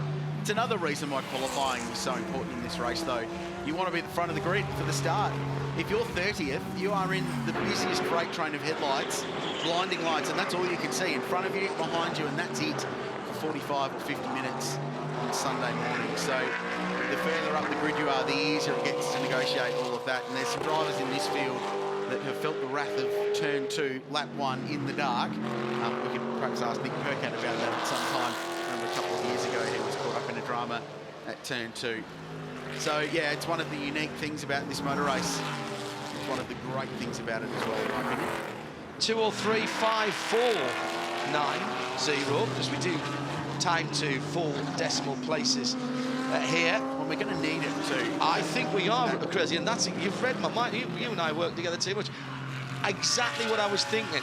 When we're starting to look at the bubble between 8th and 9th and 10th down to 15th and 20th, and I think that's what we're going to be looking at the end of qualifying for who gets in the Pirelli top 10 shootout. Yep, 100%. I said yesterday, and I stand by it, that at the end of qualifying 2 today, which is to get into the shootout, 1st to 10th will be 2/10, maybe 3/10 of a second.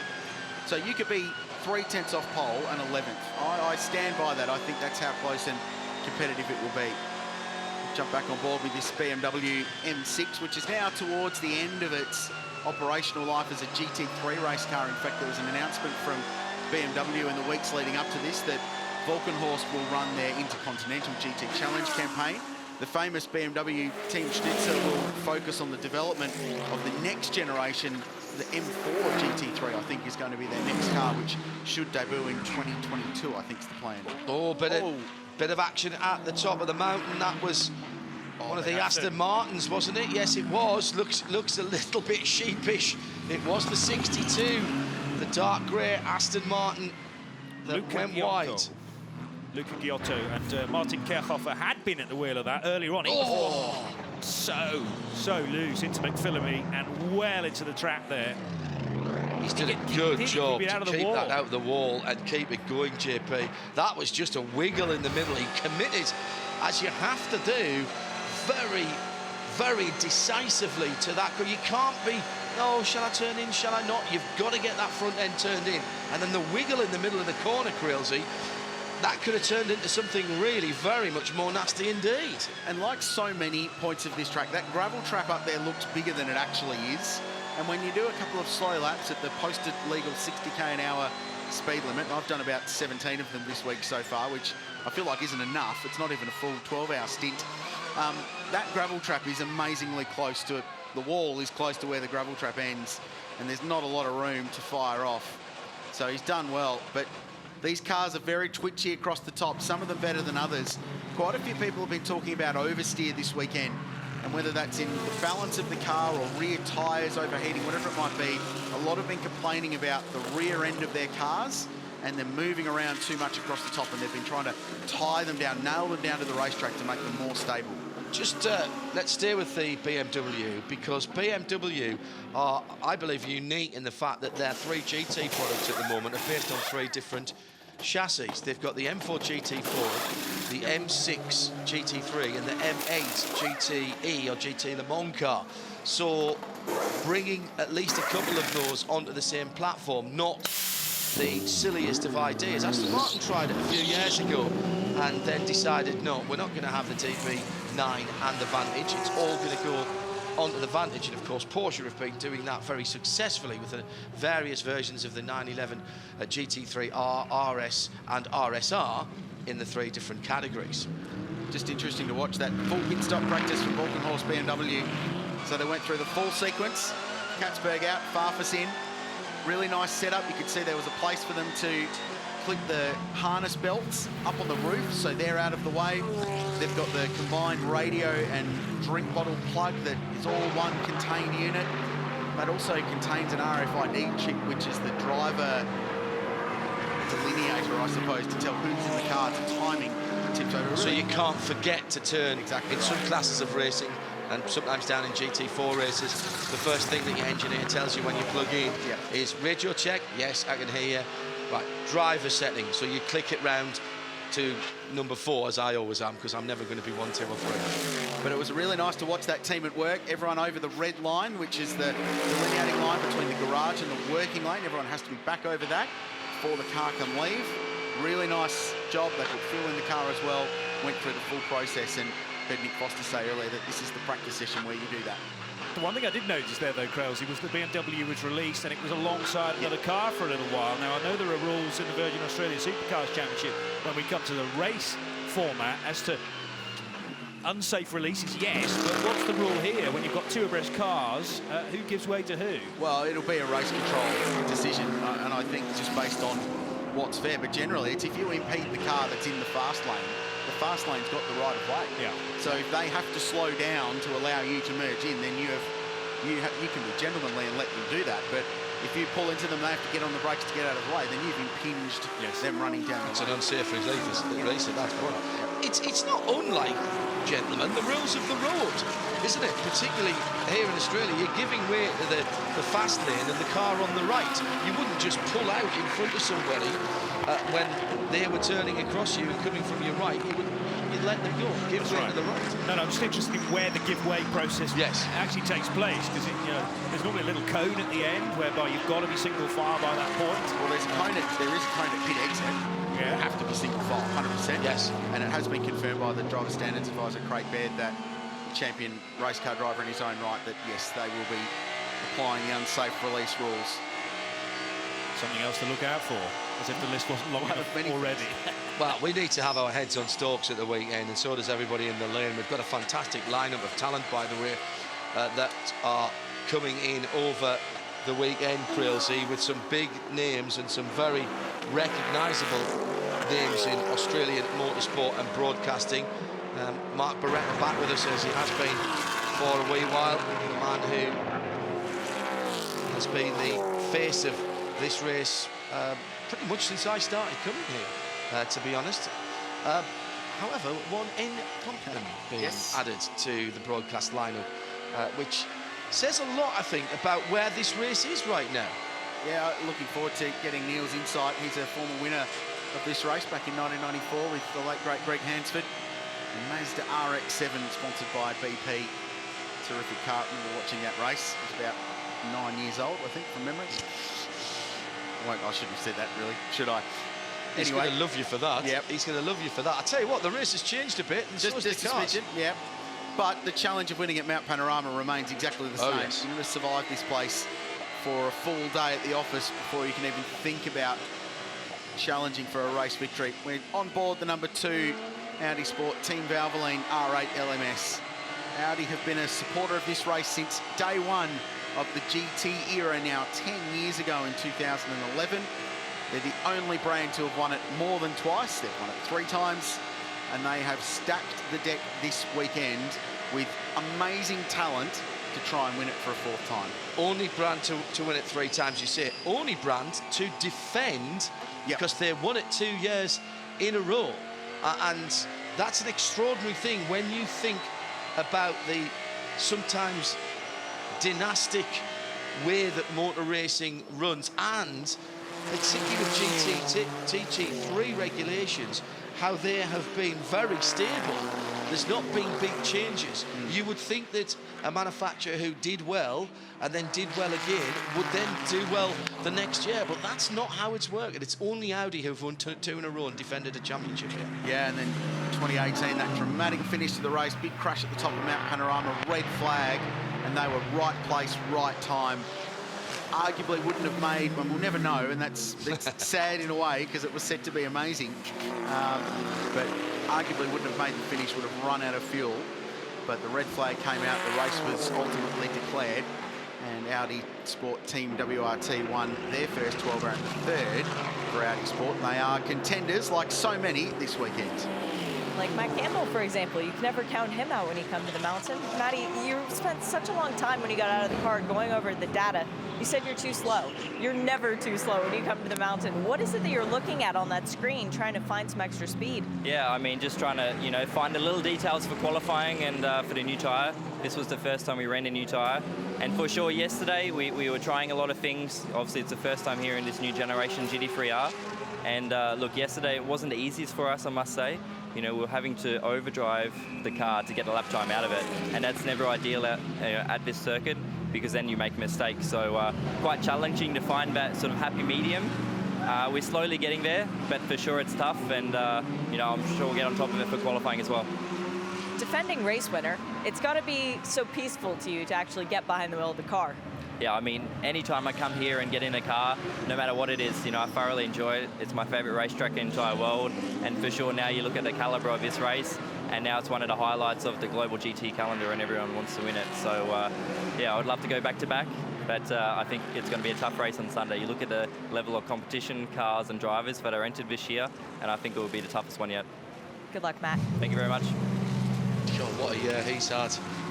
What a year he's had, and still exactly the same lad that I met many years ago. Had a dinner with him, with Porsche, and he's not letting the success and his talent go to his head. He is now in that Porsche Works driver program. Was he a young driver, of course? He was supported as a young driver, but now a fully fledged Porsche factory driver. And what a future he has ahead of him. He's exactly the same kid as he was when I first met him in Australian Formula Ford in 2013. He's just got some swagger now. He's got that pro race car driver swagger. Not ego, but swagger. That he knows he can do the job, and he's being paid to do that job all around the world. He's got another hectic schedule this year. He's been a terrific ambassador for this race in the last 12 months. And was thrust into the spotlight with that amazing drive at the end of it. Through some of the class competition, 4 cars in the invitational class. They're all the Mark II generation endurance races. There have been some changes in their world. The business sold by Ryan McLeod, who founded it in 2014 as a race car constructor based up at Norwell, Paul Morris's place in the Gold Coast. And about 80% of all the components of these cars are sourced or manufactured within a 100k radius of that. So they are a properly Australian built and designed race car. And they have made their mark, if you pardon the pun, at Mount Panorama in the 12-hour over the years.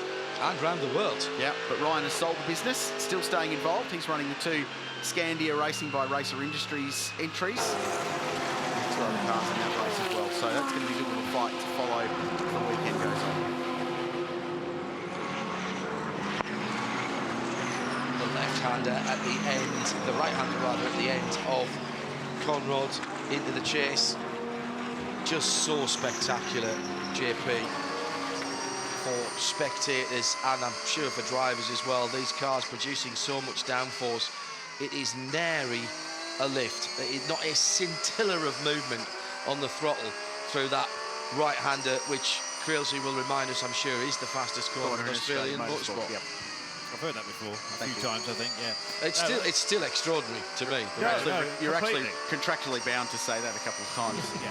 Absolutely right. No, but I think when we get to the Pirelli top 10 shootout later on, you know, some of the onboard sounds and footage we'll get through that particular corner from the really fast cars is going to be mesmerising. And I think John's quite right. They ain't going to lift a mere millimetre through there.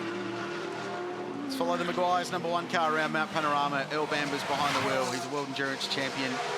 He's a multiple one-make Porsche champion, a couple of titles up in Asia, a few cameos in Australia as well. He's won the Le Mans 24-hour twice, and there's a bit of energy in car 1 at the moment. Certainly is, Krills. He was backing it in there as if he was on a supermoto or a World Superbike. Absolutely mega as he was going up the Audi cutting there. Just unbelievable stuff. Normally, you don't see Earl getting the car out of shape. That's Lawrence. He has the car really loose for qualifying, and that's how he likes it. And then in the race, Earl does the work to set the car up for the race and give it a stable platform and be kind to its tyres. That was EB on the ragged edge. He was like an expectant father here last year, watching his team going to win the race, but of course he wasn't driving. He was doing the job that his brother Will normally does for Earl Bamber Motorsport when they're in other series around the world. Well, it really is a family team because Will Bamber is the car controller for car 1, so he's the man who has to stand in front of his big brother when he comes into pit lane for a pit stop with the board and say, "Stop here please, Earl, and please don't run me over while you're doing it."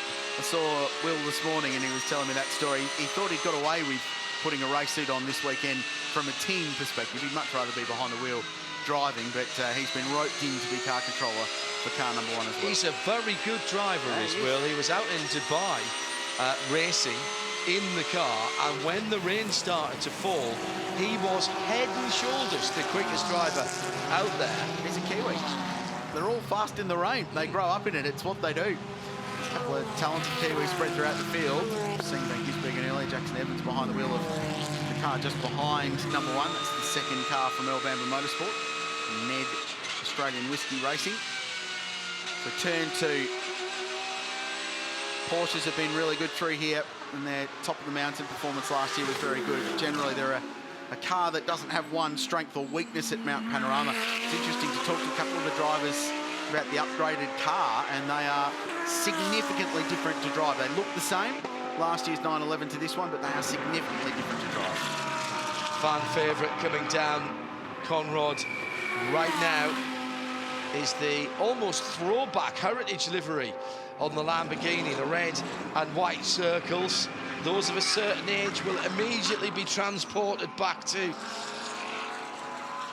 their youth. This is the number 6 Lamborghini we're talking about, Cameron Conville behind the wheel of this car. Flashing yellow, sorry Krilsey, flashing yellow on the positional light there, and again, that tells you exactly which class that car is in. That's the silver category. 204.8 for Cam. That's a decent lap. It's only 1.3 away from the fastest time. 63 entry, but there's 0.6 of a second from first to second. So technically, Cam's only 0.8 away from second place in this practice session. That's how close and competitive it is. See, my argument about qualifying and those margins starting to stack up, isn't it? Oh, yeah. Starting to build. Oh, yeah. And again, let's make the point, Krilsey. Yes, we do have within the GT3 category, the Class A cars, we have various different subclasses, but that's for the makeup of the driving team, Johnny, rather than the car. The cars are all the same in terms of their performance potential. That's what balance of performance means. It's just how you make up your 3 or 4 drivers puts you in the Pro-Am or the silver category. Oh, did the Castrol Aston just glance the wall coming out there, or was just a rapid change of direction? I think I didn't see any mark on the car as it came out, but it was very, very close coming out of Forest's elbow there. To Aston Martin's. It's Scott Dixon at the wheel. He rotated the car in one of the sessions yesterday, didn't he? And amazingly... And hit nothing. Well, I think he just glanced at the wall with the nose because there was a little bit of front splitter damage, but otherwise that could have been a huge accident. And Scotty Dixon, despite his name in, US motorsport, new to this place. Yeah, it was a hit on the wall. It was a hit on the wall. Substantial one as well. Just saw the front of the Aston change direction at the very last minute, and that was a car into concrete. Only one winner there. Check the wheel alignment after this session. It's fairly square, so hopefully it hasn't bent any wishbones or steering arms in the front corner of the Castrol BP Motorsport entry. Lots of profile around this. Rick Kelly and Jake Dennis. Jake was in the car for a bulk of this session earlier on. Punched out the car's best lap of a 2:05.06. And they currently sit 18th overall, but we heard from Scott earlier on with talking to Shea, and it's important to get laps, try and get his head around this challenge. Yep. I have no doubt, JP, that by the end of the weekend, when the race finishes, he will be at the same pace or thereabouts as Rick Kelly and Jake Dennis. No doubt about it. And of course, they'll help him along as well, which will seem our scenario probably for the other 2 guys to be the teachers.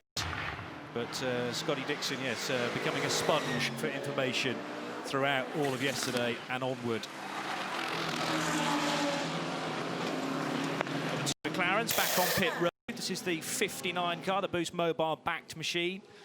And the McLaren's not ideal situations earlier on in the weekend, but they're 9th and 19th right now. Dominic Story clambering out of the other 720S. So not quite a full race pit stop prep. Looks like they've got the car up on the go jacks and we'll roll it in. Let's have a look at some of our class leaders, and being hassled by that Aston Martin and Scott Dixon behind the wheel is Stephen Grove, one-make Porsche champion in the Grove Group car is currently first in the Pro-Am class, but thanks to the efforts of Ben Barker earlier today, third outright this car number 4, with a 2:04.20.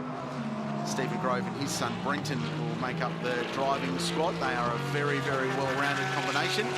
Father and son racing together, and they're going to dive into pit lane as well.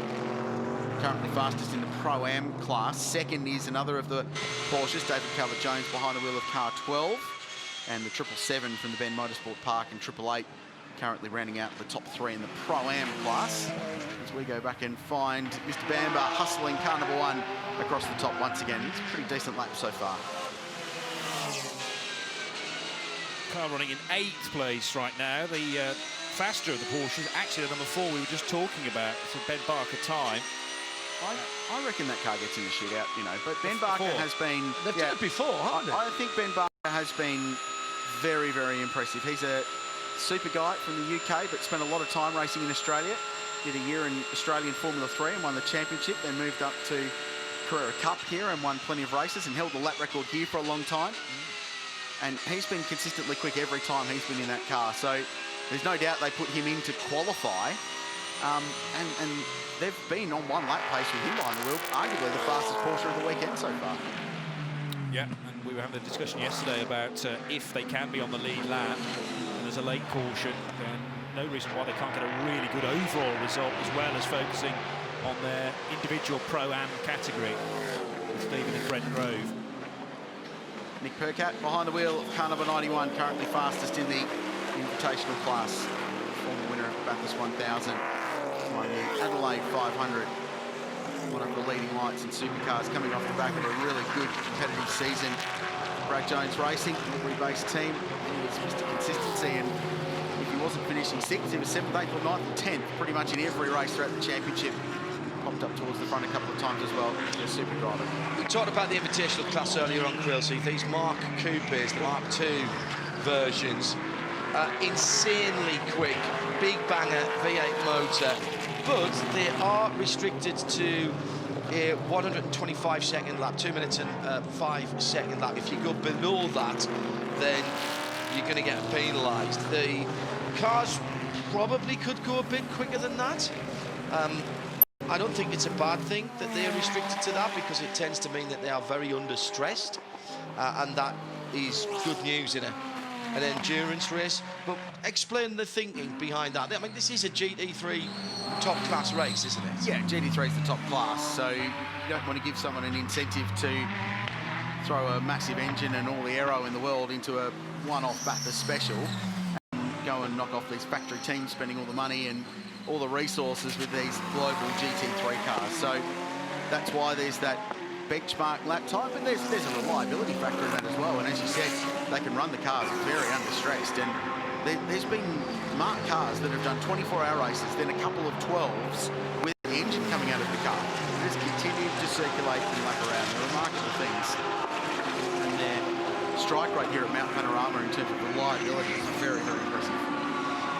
What do we think then, guys? JP, we're going to get some people doing a little bit last 6 minutes, 7 minutes now of this session, which was delayed for the Kangaroos on the circuit earlier. Are we going to get somebody putting in a little qualifying simulation? It's a wee while away, or are we still getting longer runs and people learning the track? What's your thought, JP? No, I think we're going to see 1 or 2 special lap times before the finish. We did in the 4th practice session yesterday as well.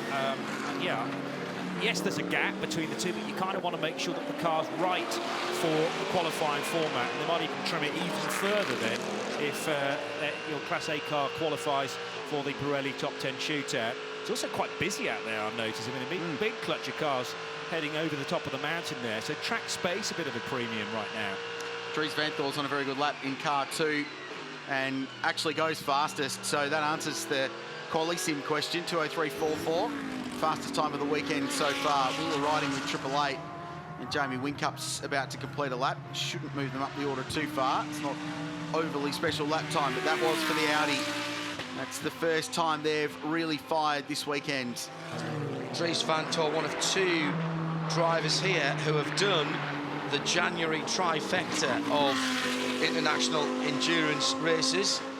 out at Dubai for the 24-hour race there, which was significantly shorter than 24 hours due to torrential rain. Then he was off to the Rolex 24 at Daytona, and now here at the Liqui Moly Bathurst 12 hours. And we reckon the only other one to have done that, Krilsey, was Mirko Bortolotti. Yep. Going on with it too. Not personal best in the first sector, but very good. So I think this is a qualifying simulation. And in quali, we'll see it build and build and build. You're not allowed to refuel your cars during qualifying, and that includes both sessions. So they'll start qualifying one with a full tank of fuel. They'll run laps, they'll burn the fuel down. So by the end of qualifying 2, the car's at its lightest, its most nimble, and ready to attack for pole position. Can you make any changes at all between the sessions, Krilsey? Well, like the car's if you wind in up at a May from the start of qualifying. Exactly. So you can't roll wing off or anything like that if you do get into the top 20. So what you start with in qualifying is what you've got.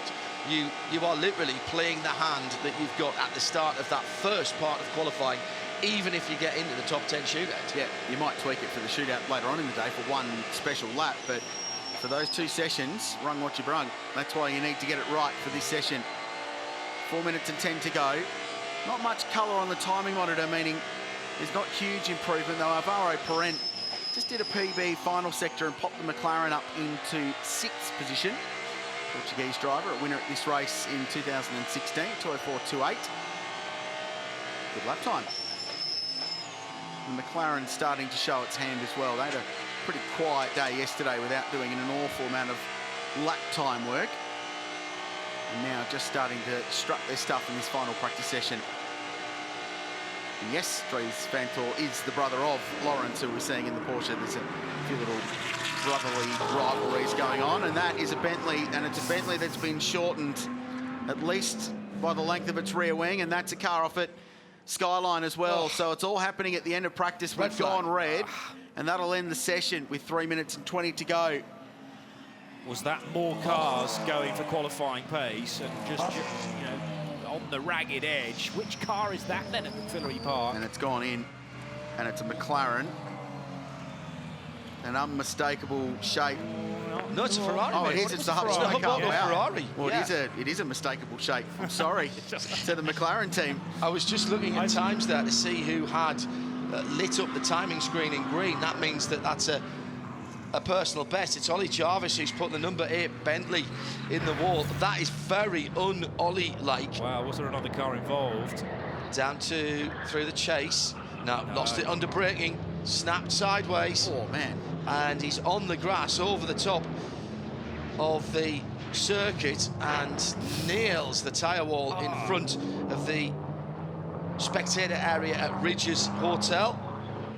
Now, it's an extra layer of protection that's gone in there Thank for goodness. this year after the This Black is Daniel Swan Porsche. Serra in the Ferrari, and that lets go, well, mid-corner, but the rear going, rather than with Luca Giotto's Aston Martin understeering off. That was huge oversteer for the Ferrari. Well, I think that's the same thing. Hitting the John, curb. No, I think it was the wiggle in the middle of the corner, and that's what put the car off. But under the brakes, the number 8 Bentley just snapped sideways, and that was a big impact. There's right-hand front and rear damage. It now looks much more like a straight car because the large rear spoiler's gone. Just a wiggle right in the middle of the corner for Daniel Serra, exactly as the same as the Aston Martin. And that's what I was talking about with that Aston Martin. I said he was lucky to get away with something as small as going in, and that was my worry. It flicks, when it flicks back to the right, if you don't catch it, you're off exit stage right. And that's exactly what happened with Daniel Serra, who is an extraordinarily talented driver, by the way. And both he and Ollie Jarvis, not the names you'd expect to be calling out, Krilsey, of drivers who've made mistakes. Although I have to say, both of those look like they may have been handling induced, or in Ollie's case, maybe even a mechanical issue, because he looks absolutely bewildered about why that car did what it did as he was coming into the braking area at the end of the chase. That Ferrari found concrete at the top, which is massively concerning. So high speed up there. On the run to Brock Skyline, the Race Solutions Motorsport team on the scene straight away. Medical providers for this event. That's a big impact This will be a big job to get this car back on the racetrack. You don't have a small accident up there when you find concrete. I think there might be something going on in the engine compartment there as well, because it looks like there's a bit of extinguishment around the rear window of the 27 Hub Auto Ferrari in the Pro class, that lovely grey colour. They had a tough race here last year. They had some issues in qualifying, fuel-related dramas, which meant they didn't qualify the car. They needed 3 laps in the session. And they had a challenging day at the race, some mechanical issues. They did get to the end, though, which was good to see. The session has been declared done and dusted. This is the Bentley again. So this is the braking point. You smash the brake pedal at that middle braking marker, and the car hasn't stopped.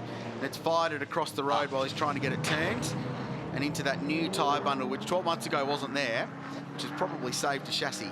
You've said something there, Krillsy, which I think is really important. I'll come back to that thought in a moment for the Bentley. Daniel Serra turns in at the top of the mountain and just gets the death wiggle in the middle of the corner, and he sort of catches it, but then sort of doesn't. And that, I think if we think back to that Aston Martin, that was almost exactly the same place. So I wonder if there's a slight bottoming out there, and that's affecting it, or it's just the fact that the guys are turning in so decisively at that point. The Bentley, you've said something there. I wonder if he had brake failure there, and he knew he wasn't going to get slowed down, because it almost looked like he drove it off to the left. It didn't snap as if something had broken, and maybe he was trying to just think, well, I'm going to have to throw this sideways and slow it down. Well, potentially, yeah, and he would have found out in a hurry when he got to that braking marker and whacked the middle pedal, and either nothing happened, or as soon as he hit the pedal, it fired the car across the road. So that's practice. It's done and dusted. Next stop, qualifying. And Audi end at fastest, 203.44. The times and the margins are very, very close. It's Audi and Mercedes-AMG towards the top of the order. The 222 car right in the mix. Porsches were fast throughout that session as well.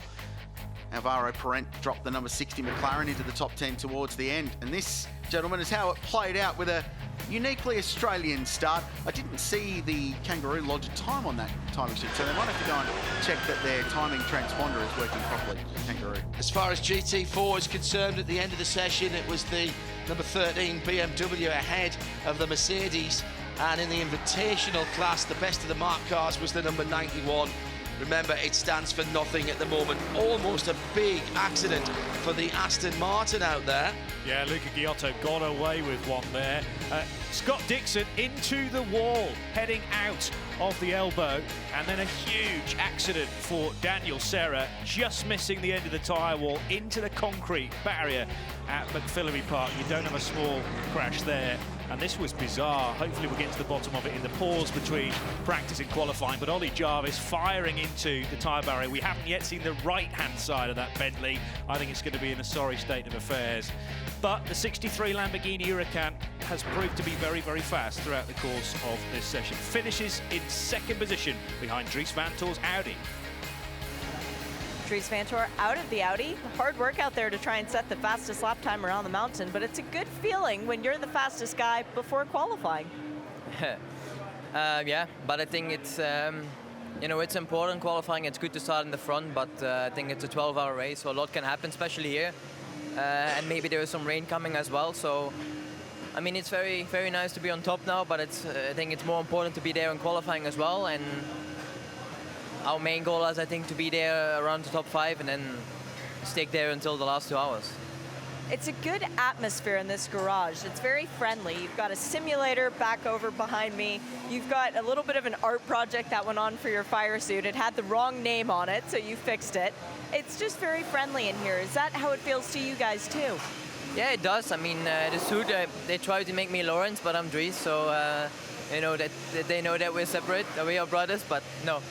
I mean, yeah, it's very nice. I like Australia. It's a very nice country. It's a long flight, but it's rewarding. So yeah, the people are very friendly. It's nice weather, a bit too hot though, but yeah, I'm looking forward to have a nice race here. Good luck in qualifying. Thank you very much. Thanks.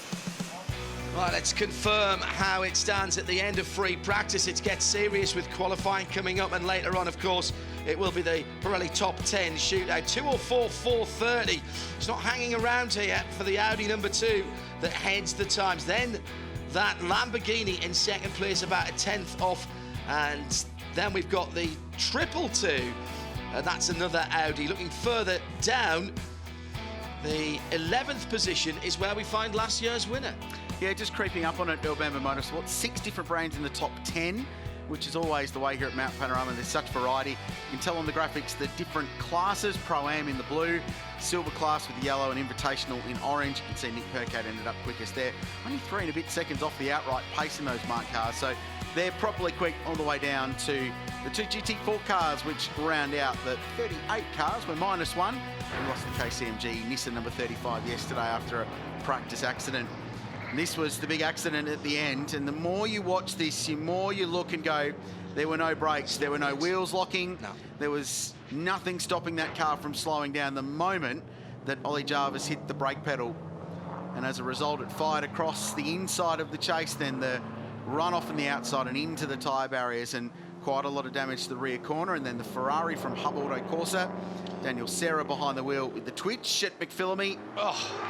And you're either in or you're out there. There's no... Now, the red flag came out as he went by. I was just wondering, had he seen the red flag and lifted, and that had caused it? But looking at that again, he was still on it through there. That was just a handling twitch, exactly as we saw from the Aston Martin early on with Luca Giotto. Something about grey cars at the top of the mountain, Johnny Palmer. But that's a very second-hand, now pre-loved Ferrari that's going onto the rollback. Yeah, and the rear left does not look pretty at all. Maybe there was a small engine fire or something to concern the marshals, because there's some extinguishant there on the engine cover, the glass or perspex cover that goes over the rear of that Ferrari, and that is going to take an awful lot of repair work when time is up against Hub Auto Corsa. We wish them well. Yeah, the Bentley guys have already had their work cut out. A number of people asking us on Twitter why we didn't see the cars yesterday, and both of those cars were being worked on significantly. Let's get down to the Bentley M Sport garage area. Shea Adam is with Matthew Wilson, the team manager, who was nice enough to talk to us. Matthew, first off, we saw Ollie get out of the car. He's okay. Any indication what went wrong? Yeah, the main thing is thankfully he's fine. Obviously some brake issue of some sort. It looks like he's lost some brake into the front and had more brake into the rear or something like that, but we don't know at the minute. But he's obviously managed to scrub off some speed. So until we get the car back, we won't really know. But it's been a trying weekend so far. But the boys did an absolutely brilliant job yesterday of getting the car, back to good health again. So I'm sure they can do the same again. But yeah, it's been a trying weekend so far. What did you guys have to do on each of the cars yesterday? Because there was a substantial amount of work going on both. Yeah, I mean, it was both. I mean, it was unbelievable timing. It happened literally both at the same time. So, probably in fairness, the bigger work was on car 7. That had an engine change, and then obviously on car 8 we had a wiring loom issue. So we had to sort of. It wasn't a big job, but it was a big job diagnosing the issue. So they did a really, really good job of doing that and putting it back together, in a real methodical way. So, yeah, as I say, we thought everything was looking quite good this morning, but yeah, we've got a bit of work to do again. Ultimate Cinderella story now. Thank you for chatting with us, Matthew. Cheers, thanks. Matty Wilson, a very, very good up-to-world rally championship standard rally driver, started his careers on the circuits and was teammates to Lewis Hamilton in Formula Renault in the UK. Ollie Jarvis is back and explaining to the team that it was nothing to do with me. Honestly, I was a passenger at that point. Malcolm Wilson there as well, Matthew's dad, who was also a very good rally driver. A very odd one.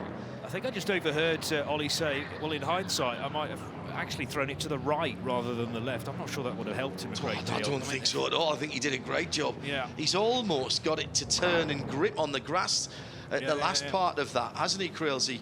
All right, that would have shot him back across the track, but it would have given more room. Gee, it's a big hit. Both those impacts right at the very, very end. Hub Auto Ferrari at the top of Mount Panorama. That found concrete, which is slightly more concerning.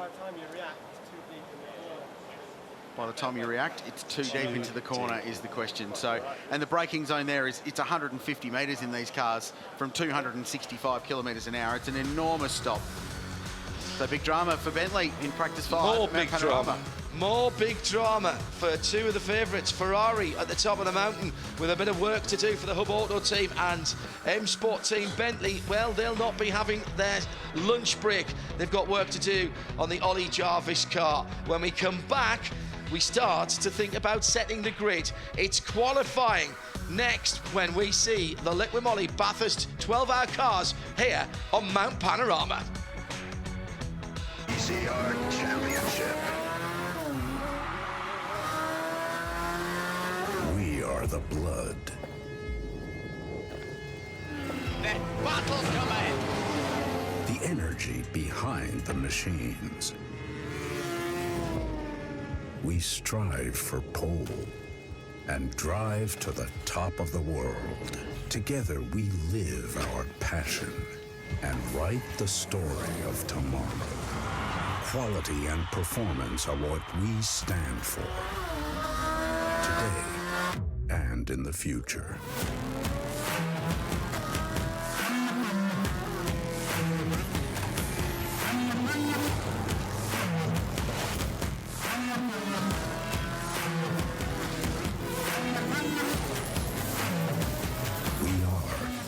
Liqui Moly, motor oils and additives, made in Germany.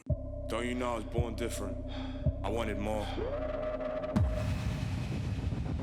Watch me be relentless.